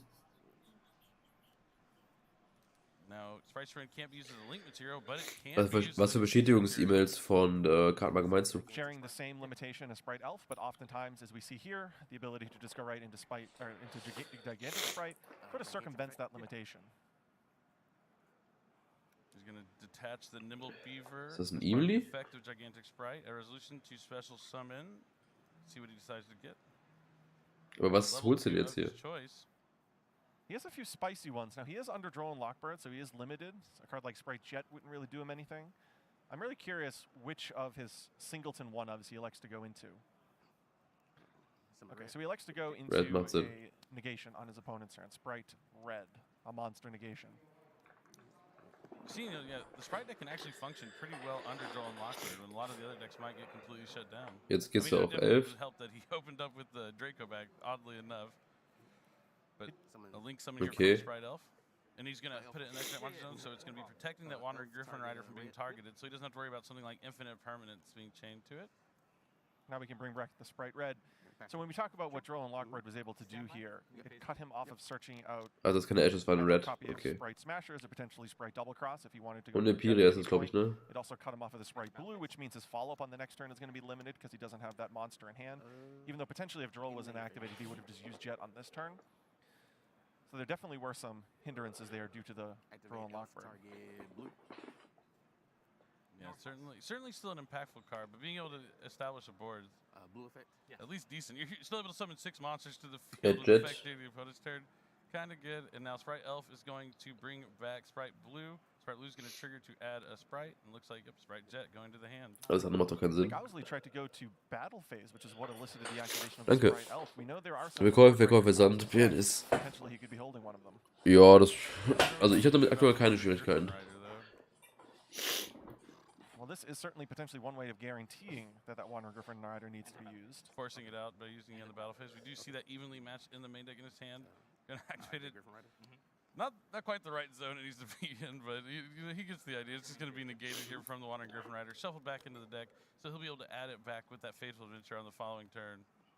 Probably the easiest negation that Blair has had all weekend with his Wandering Griffin Rider.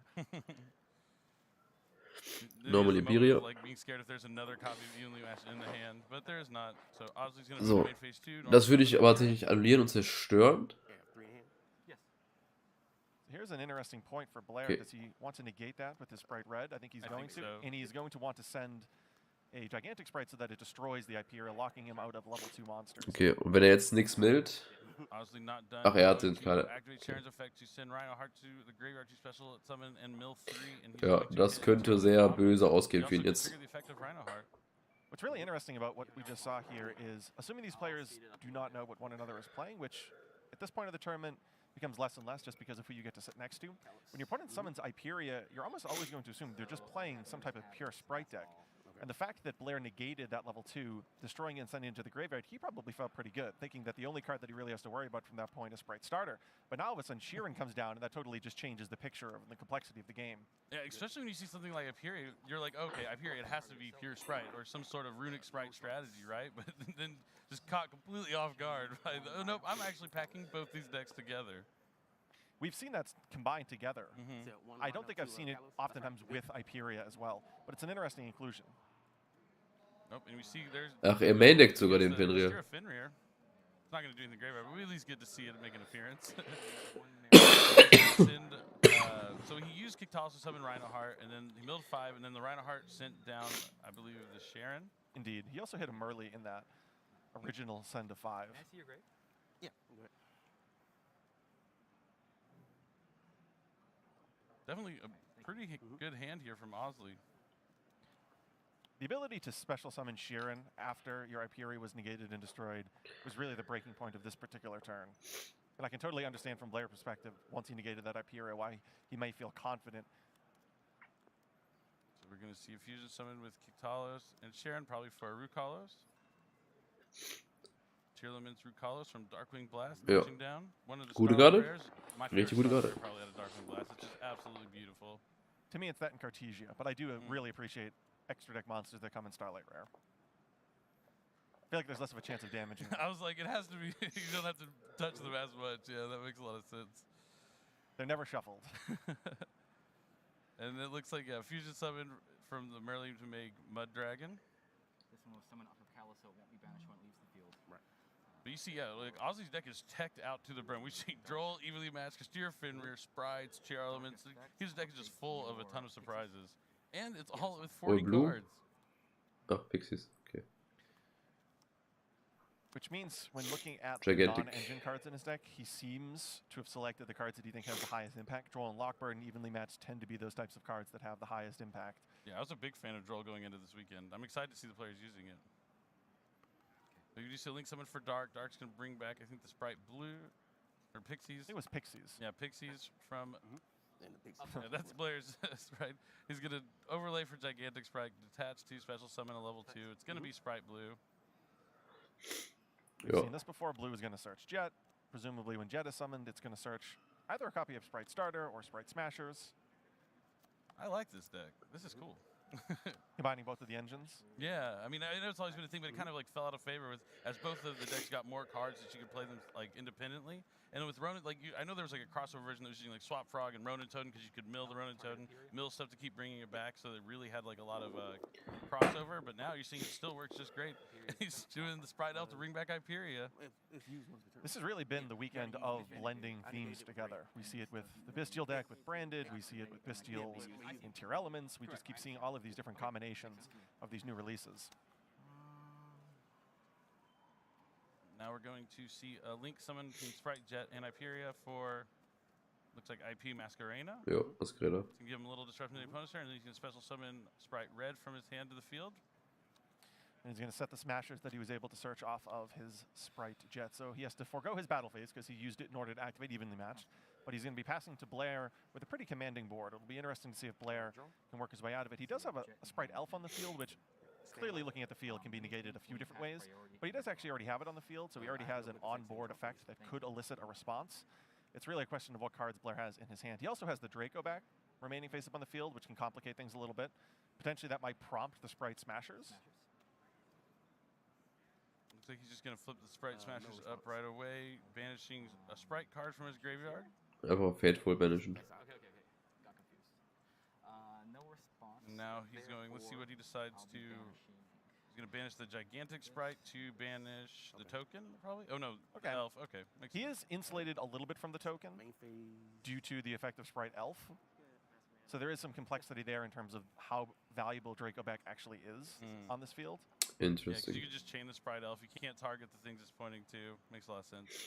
But you could bounce the Sprite Red, which is in and of itself an interruption on this turn as well. So it is interesting to see that Osley has elected to value getting rid of the Sprite Elf, which Blair could quite frankly just make again at some point in the turn. Very true. And he still has a Wandering Griffin Rider in his deck that he can add from that Faithful Adventure. Das ist auf jeden Fall ein sehr interessantes Matchup. Also diese ganzen beiden Sprite-Varianten mal gegeneinander spielen zu sehen, denn beide haben so ihre Benefits. Während ich bin nicht so der Fan von der Variante mit Brave. Ich glaube nicht, dass die Zielmens-Variante dann besser ist. It's going to prompt a chain from Osley. Chainlink 2 Sprite Elf, targeting, I would guess, Hyperia.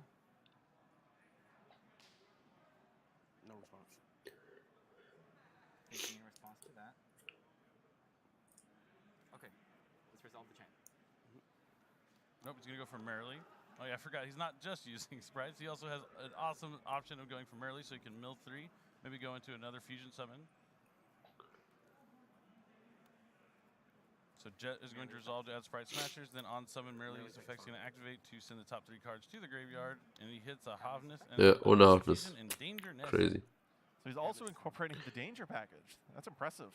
All in 40 cards. I am. It colored me impressed. There may be something that's missing in this deck list that we just don't realize that would otherwise be used. The beat feels. Yeah, well, he actually is only playing a handful of the Sprites. He's not playing the full 3 Jets, for example. So that could potentially be one of the cuts that he made in order to fit in perhaps the Danger package. Yeah, smaller Sprite package, so you can also load up on all those tier element names. Wird eigentlich noch Monarchen im Deck gespielt? Möbis und Braunfrosch? So Nein. Havness is going to Fusion Summon, shuffling back. Aber wenn es sehr schade ist, aber das spielt logischerweise keiner mehr. Kaleido Heart, and another Aqua Monster, so he can make tier elements. Kaleido Heart. On summon, Kaleido Heart is going to allow him to target a card in the field and shuffle it back into the owner's deck.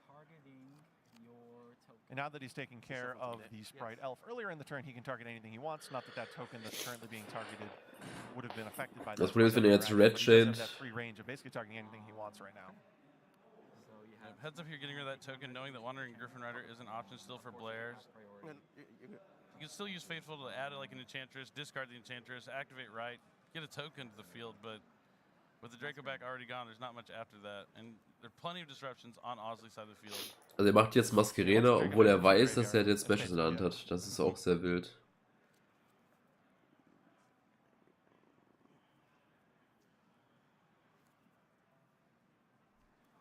I think Osley might have activated IP Masquerena, if I'm not mistaken. This negates and destroys, right? Yes. Okay.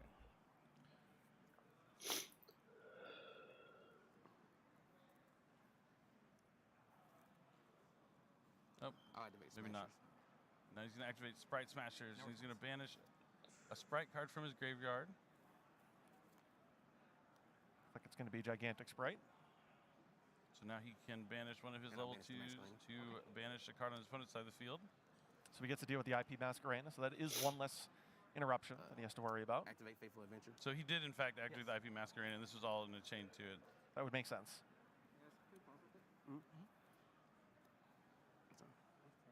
It's my turn. That is certainly one way to prompt the Smashers in Blair's hand. I'm sorry? One of the things about the adventure package big picture is that idea of diminishing returns. It just seems so powerful in that opening turn when you get to summon Wandering Griffin Rider and that first Draco back. Activate If Faithful Draco back Adventure ever hits the 6 months. graveyard though, and then for the rest of the game you're only searching right without the ability to get that free Fateful Adventure because obviously you don't need another copy, and you never get that Draco back, Obviously, it's a powerful tool, but you do feel like there are some diminishing returns. Die Judges haben sich gerade gefragt, ob Blair wirklich am Zug ist. Auch witzig, ey. 2,000 tuners, or 2,000 tokens rather. Yeah, essentially. That's why, yeah, when I played like adventure tier limits, and I always like to use a Faithful Adventure. Like, I'll add the Draco back to my hand, but I just hold it in my hand, and then the card I discard with like Faithful would be like a Rhino Heart or something, so I can just keep the Draco back for later on to where I'm actually going to need it, instead of like investing it turn 1 going first. I'm a big fan of holding it, but in this case, you know, he opened up with the right Draco back, Faithful. It's kind of hard not to discard that Draco back when you're already kind of low on cards. And as we mentioned before, at least you would also get to discard any copies of Nimble Angler that he draws as well. Yeah, so you could do the same kind of thing as I was doing with the tier limits. But if you're not combining it with either tier elements or Nimble Angler, and you're strictly just using the adventure package, turns 2, 3, 4 can start to see those diminishing returns. Ich sehe halt keinen Weg, wie er da durchspielt. Er hat noch 2 Negations. Blair making some calculations.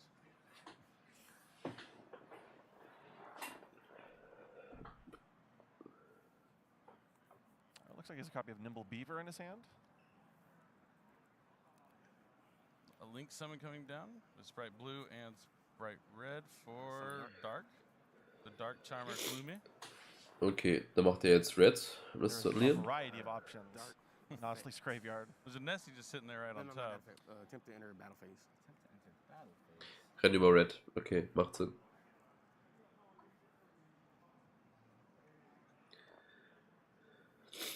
Ich hätte, glaube ich, aber zuerst das Token aktiviert. So it looks like he's actually going into battle phase.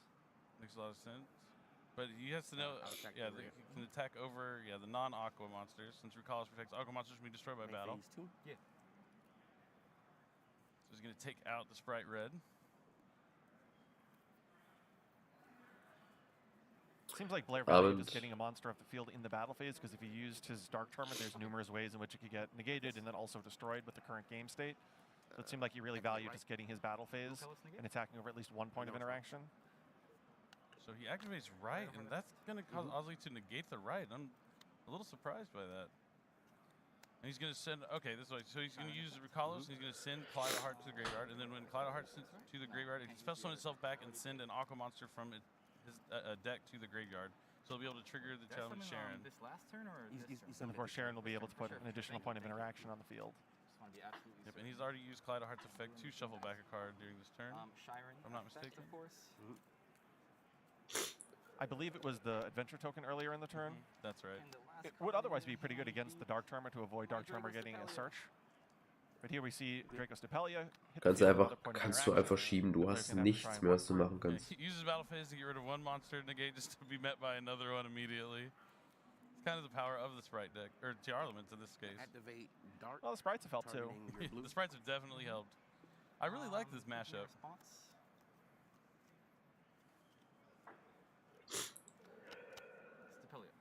fine. So he's going to put the Predaplant counter on Dark. So as long as Draco Stapelia is in the field, the activated effects of Dark will be negated. Oh, it gets to the counter. Blair's left with just one single copy of Nimble Beaver. This Beaver's going to have to do a lot of work. Summon Beaver. Ooh, yeah. So Nimble Beaver is going to be summoned. He's already used done. Recall's No, no, no, effect. no, no, Yeah, he's already used Draco Oh, I'm sorry. Stapelia. Negates Kaleido Heart's activation been and used. I destroys. think Okay. he's actually So pushed Nimble through Beaver everything, and now this You Nimble use it. Beaver is going to Oh, summon. you use right. Is the right? You negated the right. Go for it. He negated the right of Ramos here, so he can use his normal summon effect. And the Sprite Elf has already used the effect bringing back the Merly earlier, so at this point in time, both players are fully aware of what they have on the table. Yeah, I'm still a little shocked that he negated that right of Ramos here with the Draco back. Oh, he does still have the Wandering Griffin Rider in his deck. That makes a lot of sense. No, but he already added with Faithful this turn to add the Enchantress to even get the right. So, yeah, I don't know about that one. But an overlay here for Gigantic Sprite. Was ich mich halt frage ist, At resolution to special summon a level 2 monster from the deck. okay, er musste halt im Bandface die Monster Negate rausholen. And as a bonus, since he has a link Ja, material, okay. it's double the attack. So it'll be interesting to see if Blair can navigate his way now that he's essentially gone through all of the clear interruptions. Well, Geheimtipp, ja, ich spiele heute alle Monarchen mit Baumfrosch. Habe ich 2-5 gespielt, da war es gut. Maybe there is a combination of cards that will start with a single draw and get him out of the situation. We'll see. Pot of Desires? If he's using it? Maybe Sprite Starter? We'll see. Sprite Starter would also be a solid one. So you're going to see a Link summon as Hyperia and Angler into a Sprite Elf. Elf. Aber er hat Elf die Runde schon benutzt, glaube ich, oder? Elf is going to. I'm at the Elf targeting blue. For sure.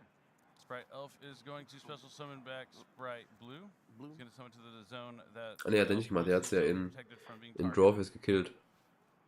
Sprite Blue will add a Sprite monster from his deck to the hand. Ja. Baumfrosch Turbo. Wenn das Meta wäre, ich würde sofort spielen. Baumfrosch, einer meiner absoluten Lieblingskarten. Yeah, Sprite Smasher was used to banish the IP earlier in the turn. How much time is left? You don't play that many sprites. That's interesting. Und wir sind in Game 1 und wir haben jetzt schon 20 Minuten gespielt. That's the wrong one. Gonna special summon Sprite. I guess that is one benefit of negating Right of Aramaseer. You won't be able to special summon Water Enchantress that turn. Yeah, maybe it was beneficial because it's just an extra body on the board to help Link climb or something. Looks like we're gonna see a Was jetzt hier Sprint? Nope, Link summon. Potentially IP would make the most IP, sense here, yeah. okay. Looks like it is IP Masquerena. Sprint hat er schon gemacht. But now the Dragosopelli can activate its effect again, the Sprite Elf can activate its effect again, the Rukalos can activate its effect again, and the Kaleido Heart is back online. Very interesting. And with only 1 or 2 points of interaction here for Blair, might be tough this turn. Sprite Elf, target red.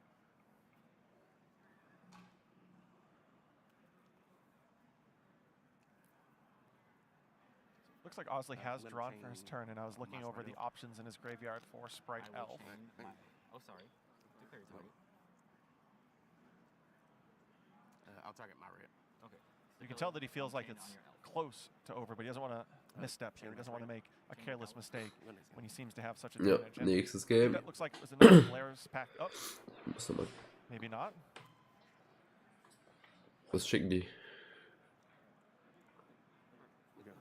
Ja, okay. Great. Bin gleich wieder da. Lass ihn kurz nochmal Zeit, ich bin sofort wieder da. It's gonna be over because you can use the red plant to negate the card that was directly pointed underneath Sprite Elf, and then he has the Rukalos to stop the IP effect as well. Yeah, plenty of points of interaction there. And now we're going into game number 2. This is our final round of Swiss. The winner of this will have a good shot at making top 32. The other one got close, but just going to be a little shy of making that cutoff at the end of the weekend. So if you're Blair, you're definitely hoping to see a few less of the adventure engine. Stick to maybe just right this time. That would be the first point that I'd hope for Blair. And in terms of looking at his side deck as a whole, he has some interesting choices in here.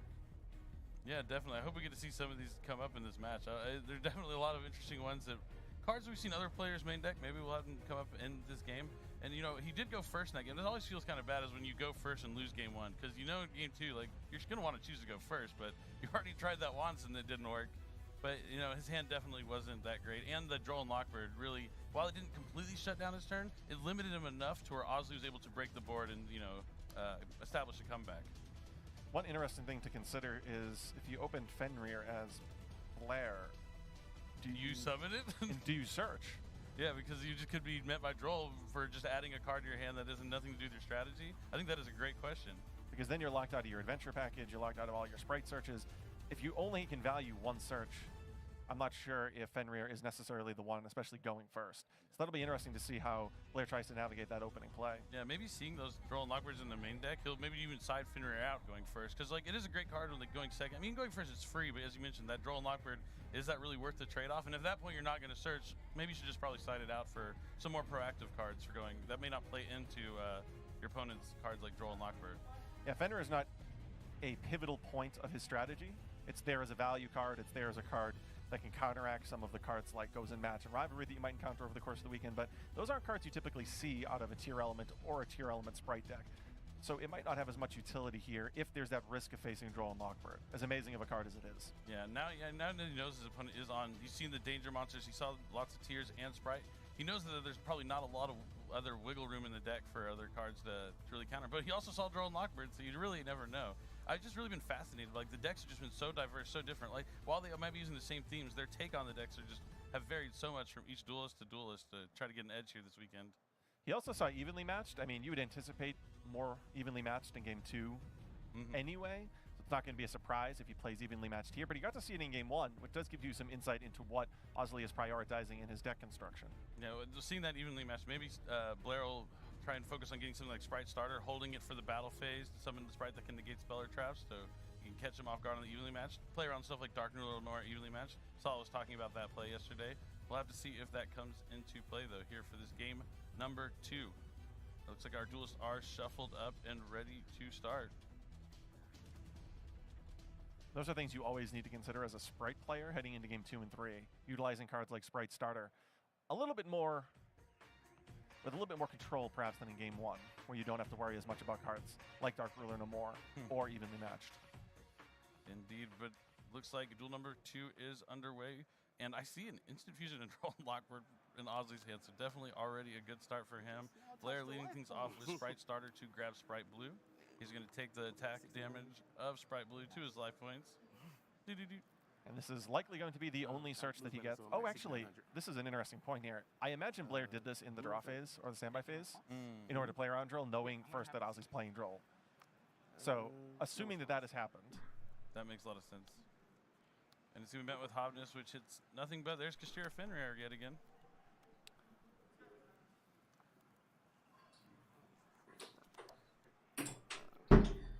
Yeah, Sprite Jet is comfortably in Blair's hands. So, wir haben schon wieder ein Bild von Fenrir. Ich würde gerne mal einen Fenrir auf dem Feld sehen. Ach,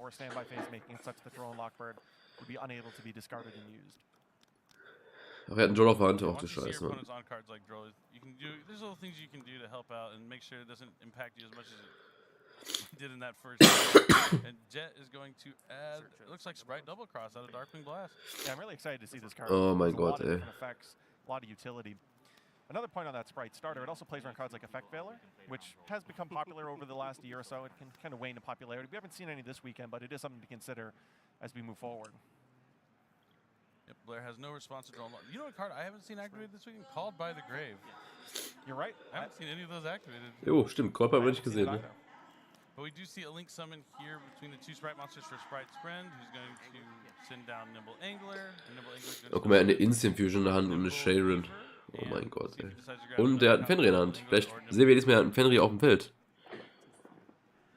Ja, Fenrir ist dumm, was der geht. Wir können mal gucken hier. Wir haben ja Magnamut immer noch bei 9 Euro. Und Fenrir. Now we're going to use Sprite's friend and then Noble Beaver for an XC summon. Geht immer noch 57 Euro. Navigating this turn and making it such that at least as of now, it doesn't seem like Droll's going to do too much.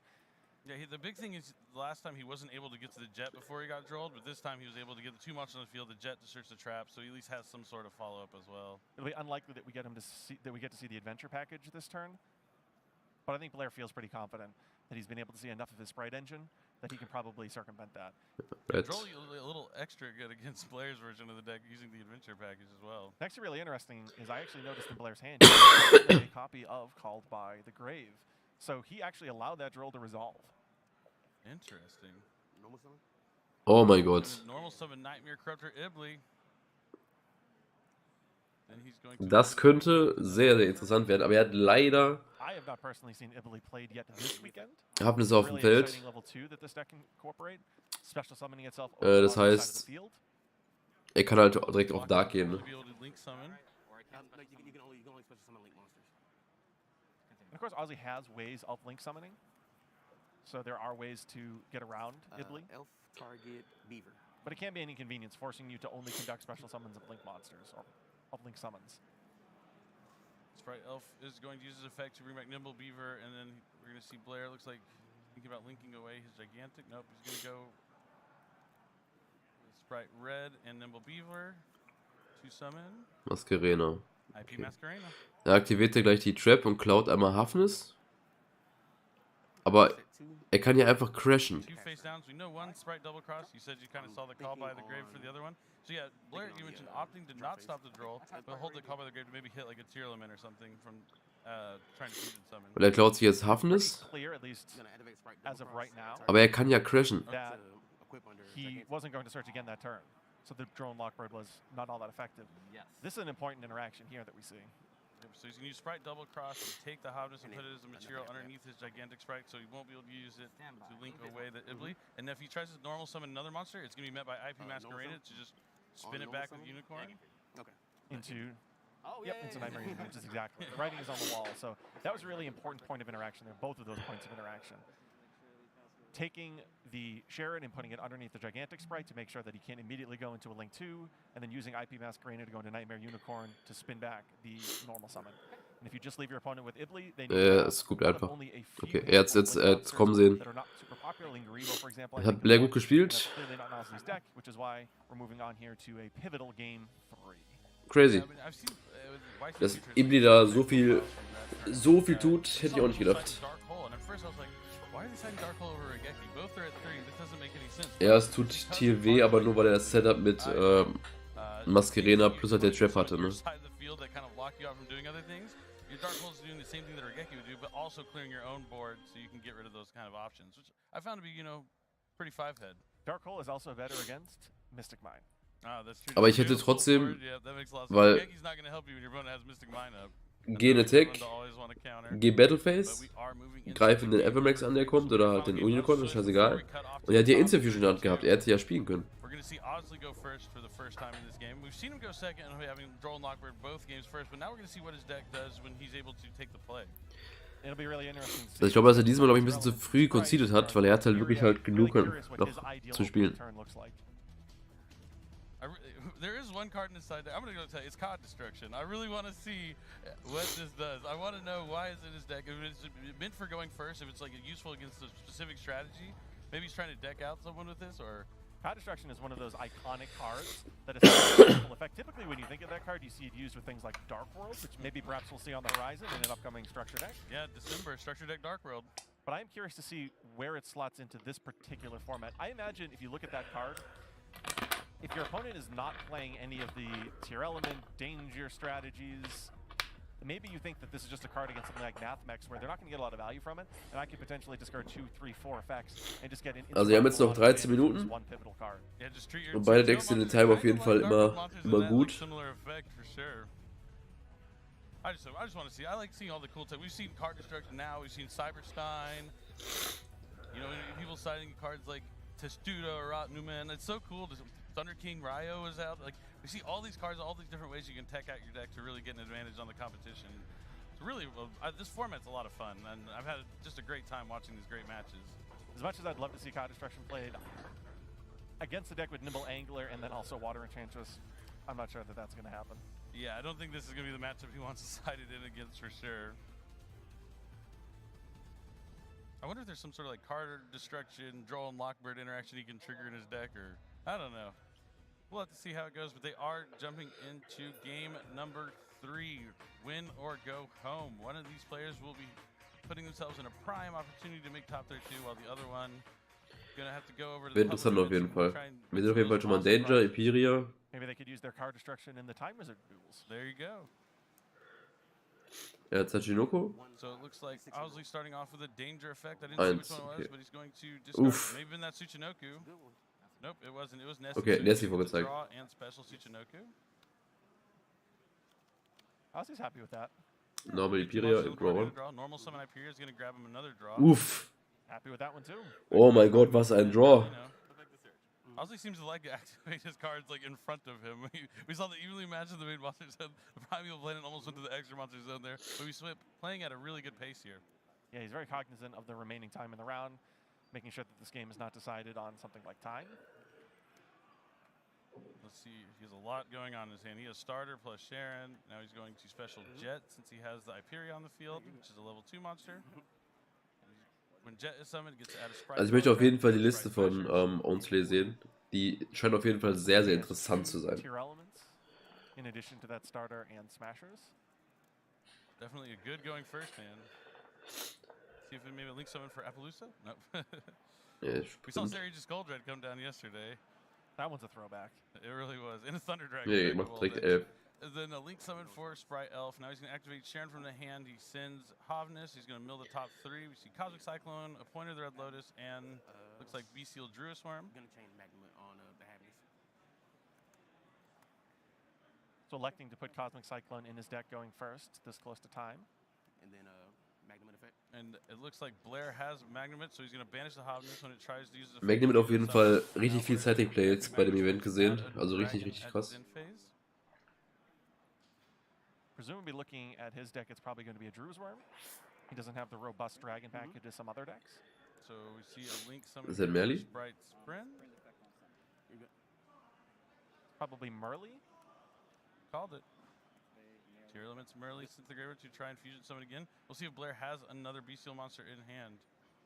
Doesn't look like it. We're actually going to be able to see Primeval Planet used just to pop the Magnamit on the first turn.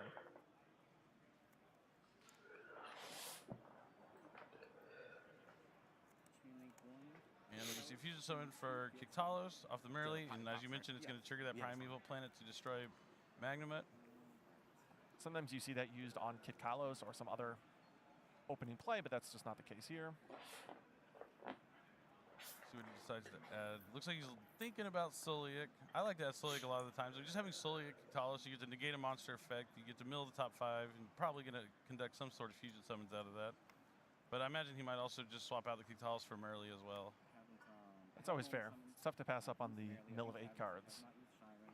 Those are definitely the 2 options he is considering the most. Oh, now he's thinking about Rhino Heart. Decides not to go with those 2 options and just goes straight up for Rhino Heart. Yes. Das ist auf jeden Fall ein Play, was man machen kann. Filter this into a Rhino Heart and then guarantee that Rhino Heart can send a tier element to the graveyard. Now Kiktalos effect is going to summon the Rhino Heart, mill 5. They hit a Solic. And now Rhino Heart is going to send Sharon, it looks like. So it seemed like he valued a guaranteed tier element in the graveyard, but also replacing the body on the field, potentially allowing him to go into a rank 4, seeing as how he already has Sharon on the field. I'm not sure he's played starter this turn. I don't think he has. And now the Rhino Heart sent, so he can fusion summon. Rukolos? Yeah, he's not yet locked into 2s. So he can fuse for Rukalos with the Kiktalos.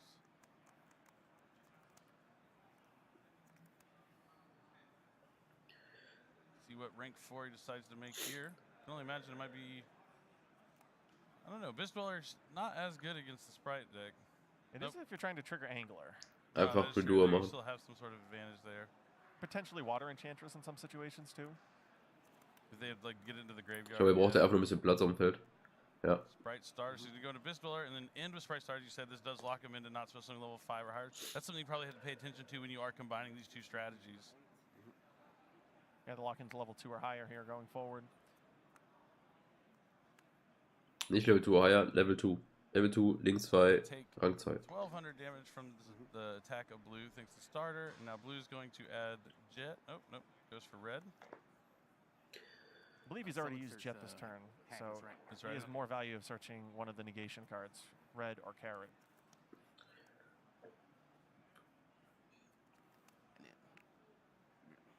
Did he use Jet? I believe so. He has smashers in his hand, and I'm pretty sure that got there because of a Jet. I could be mistaken, though. Nope, you're right. There's the Jet.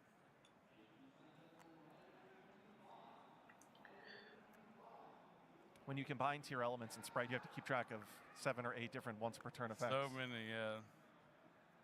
Now we're going to see a link summon. Masquerena. I imagine. Yep. Ja.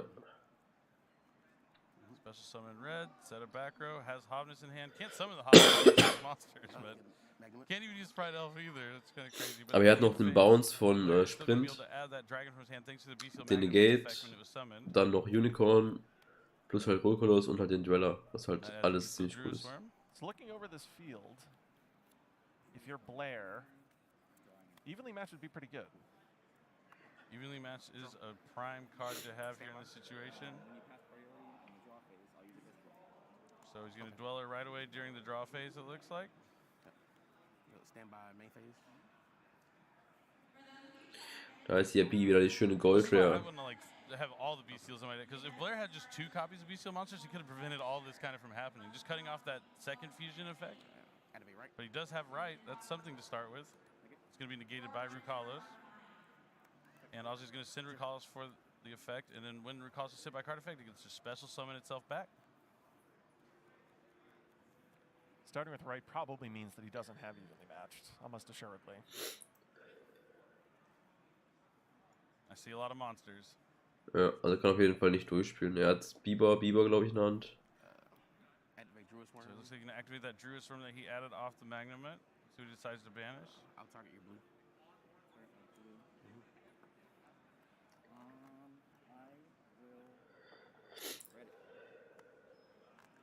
Negate und zerstört. Yeah, I think it Seems to have negated it with Sprite Red. Yep, and then since he tributed the Link monster, it's able to destroy it. Also, He's clarifying whether or not it will trigger, whether or not it will activate. Drew's Worm only can trigger when it is sent from the field to the graveyard, unlike Serenir. Yeah. There is no melee. Honestly, not a melee. I'll use Elf targeting Imperia. Sure. Imperia effect to drop. and Hyperia is going to be summoned, so he gets to draw a card. Der hat So Nachwuchs we opened gezogen. up that monster spot, allowing him now to summon Elf, or off of Elf, the Hyperia. A Link 5. 1, 2, 3, 4. Oh, Appaloosa. Yep, Appaloosa, which is a Appaloosa lot für of 4. attack. Uff. Snap Blair is going to need to try to navigate this without using his graveyard and without using 4 monster effects. And with a handful of monsters, that's Und going to be Hafnis tough. hat er noch in der Hand. Ja. Plus halt ein Smashers, den er nicht resolven kann. Das wäre vielleicht nicht so clever. Seagrave. Yeah.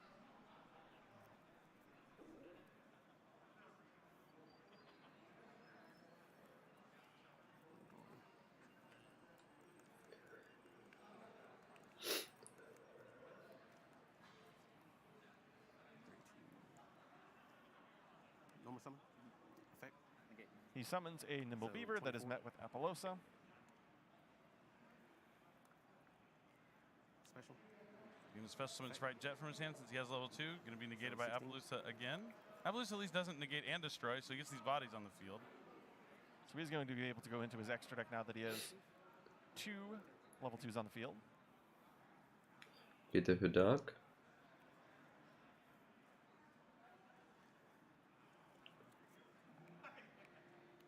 Going to go for Dark, the Dark Charmer Gloomy. 10th inner battle phase. That's 16, right? Yes. Attack over 250. Clarifying the attack on Appaloosa. Yep, got 2 negations out, so at least probably had like 1600 attack, so he's able to attack over it with Dark. So now he's forced out Rukalos, got rid of Appaloosa, still under Dweller. Which means that's actually going to lock him out of Dark Charmer's effect had Dark Charmer died in any way this turn as well. Targeting your blue. Another benefit of using Abyss Dweller. So he's going to activate Dark Charmer. Looks like he's targeting, I'm not sure what he targeted, but he's going to special summon Havnis. Havnis special summons to mill 3. So it looked like he hit a Rhino Heart there. Okay. Chain link. Well, blue chain link 1. Yeah, chain link 2. Rhino Heart. Yep, and it looks like he is going to trigger the effect. Yes, yes, yes. Okay. So he summons back the Rhino Heart, discards the card, but Blair has to resolve his Sprite Blue. Let's see what he decides to add. Er holt jetzt den Red Resonate aus dem Deck und dann gewinnt er das Mosley's Game. going to resolve his Rhino Heart. I'll do chain link 1 Rhino Heart, chain link 2 Merely. So it's going to be able to send, and he's going to be able to fuse with the Merely he discarded from his hand. He has multiple options as to what he wants to resolve. Ist auf jeden Fall ziemlich knapp in Time. Probably a Kit Kalos, yep. I'll do Send chain Sharon. link Now 1 Sharon's effect's going to Fire, activate. chain link 2 Kalos, chain link 3 Field Probably for a Kaleido Heart. Das wird ziemlich eng. Das wird Havnis, ziemlich Sharon, eng. Kaleido Heart, and spin back this Dark to seal the deal. He also, he's using the Primeval Planet to pop the Sprite Blue. That makes a lot of sense. and I have not used Havnis. Yeah, you've only fused it once. Oh, I used Shiren. I guess I need to Havnis Merely. Time winding Aber down, Blair hat obviously, mehr Life he's Points. been He's been playing quickly, but This is one of those things where all of a sudden what might be considered the perfect play may actually be the play that's the fastest play. I'm always a fan of that. But did you see the 3 going back for Kaleido Heart? Ich hoffe, Spin Kaleido back to Dark. Shuffle weg, Dark, ja. Shuffles away the Gloomy.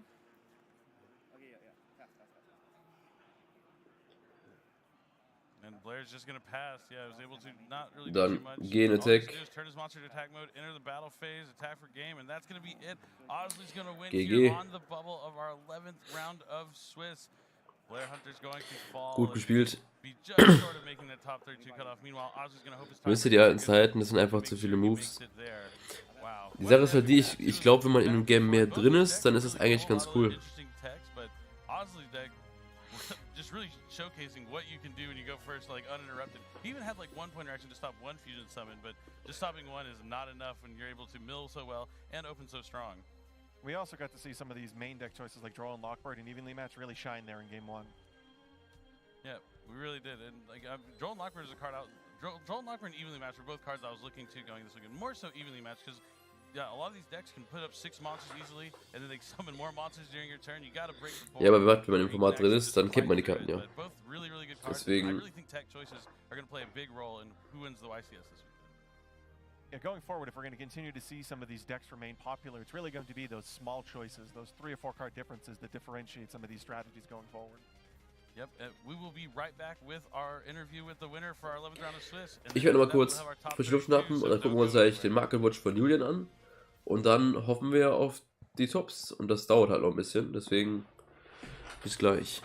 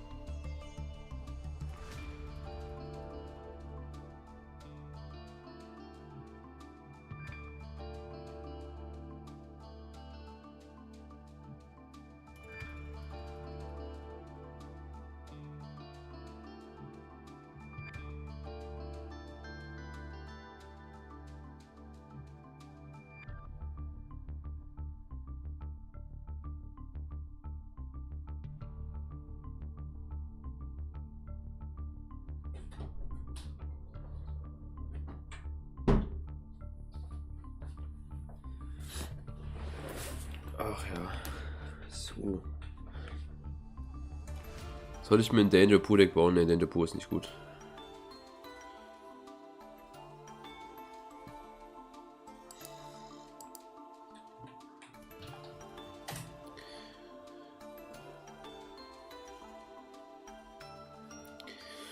So, was wir jetzt machen ist, weil ich werde meinen Stream jetzt tatsächlich beenden. Wir werden, jetzt weil ich das selber nicht machen kann, hier ist der gute Julian, den ihr jetzt hier seht, der gerade hier am Stream ist. Da ist er, der gute Julian. Geht mal alle in seinen Twitch-Channel, guckt bei ihm auf jeden Fall die Coverage weiter. Er streamt ja mit Lampi zusammen. Geht mal alle rüber, lasst mal einen Gruß von mir da. Und dann würde ich sagen, ich mache den Stream hier auch aus, weil mir geht es wirklich nicht gut und ich habe nicht das Gefühl, dass ich die nächsten 5 Runden noch hier im Stream durchhalten werde. Deswegen gucken wir vielleicht nämlich noch ein Video auf für Dienstag, dass ich das habe. Lassen wir mal dem guten Julian ein bisschen Liebe da von mir. Und dann würde ich sagen, sehen wir uns im nächsten Video. Haut rein, ciao Leute.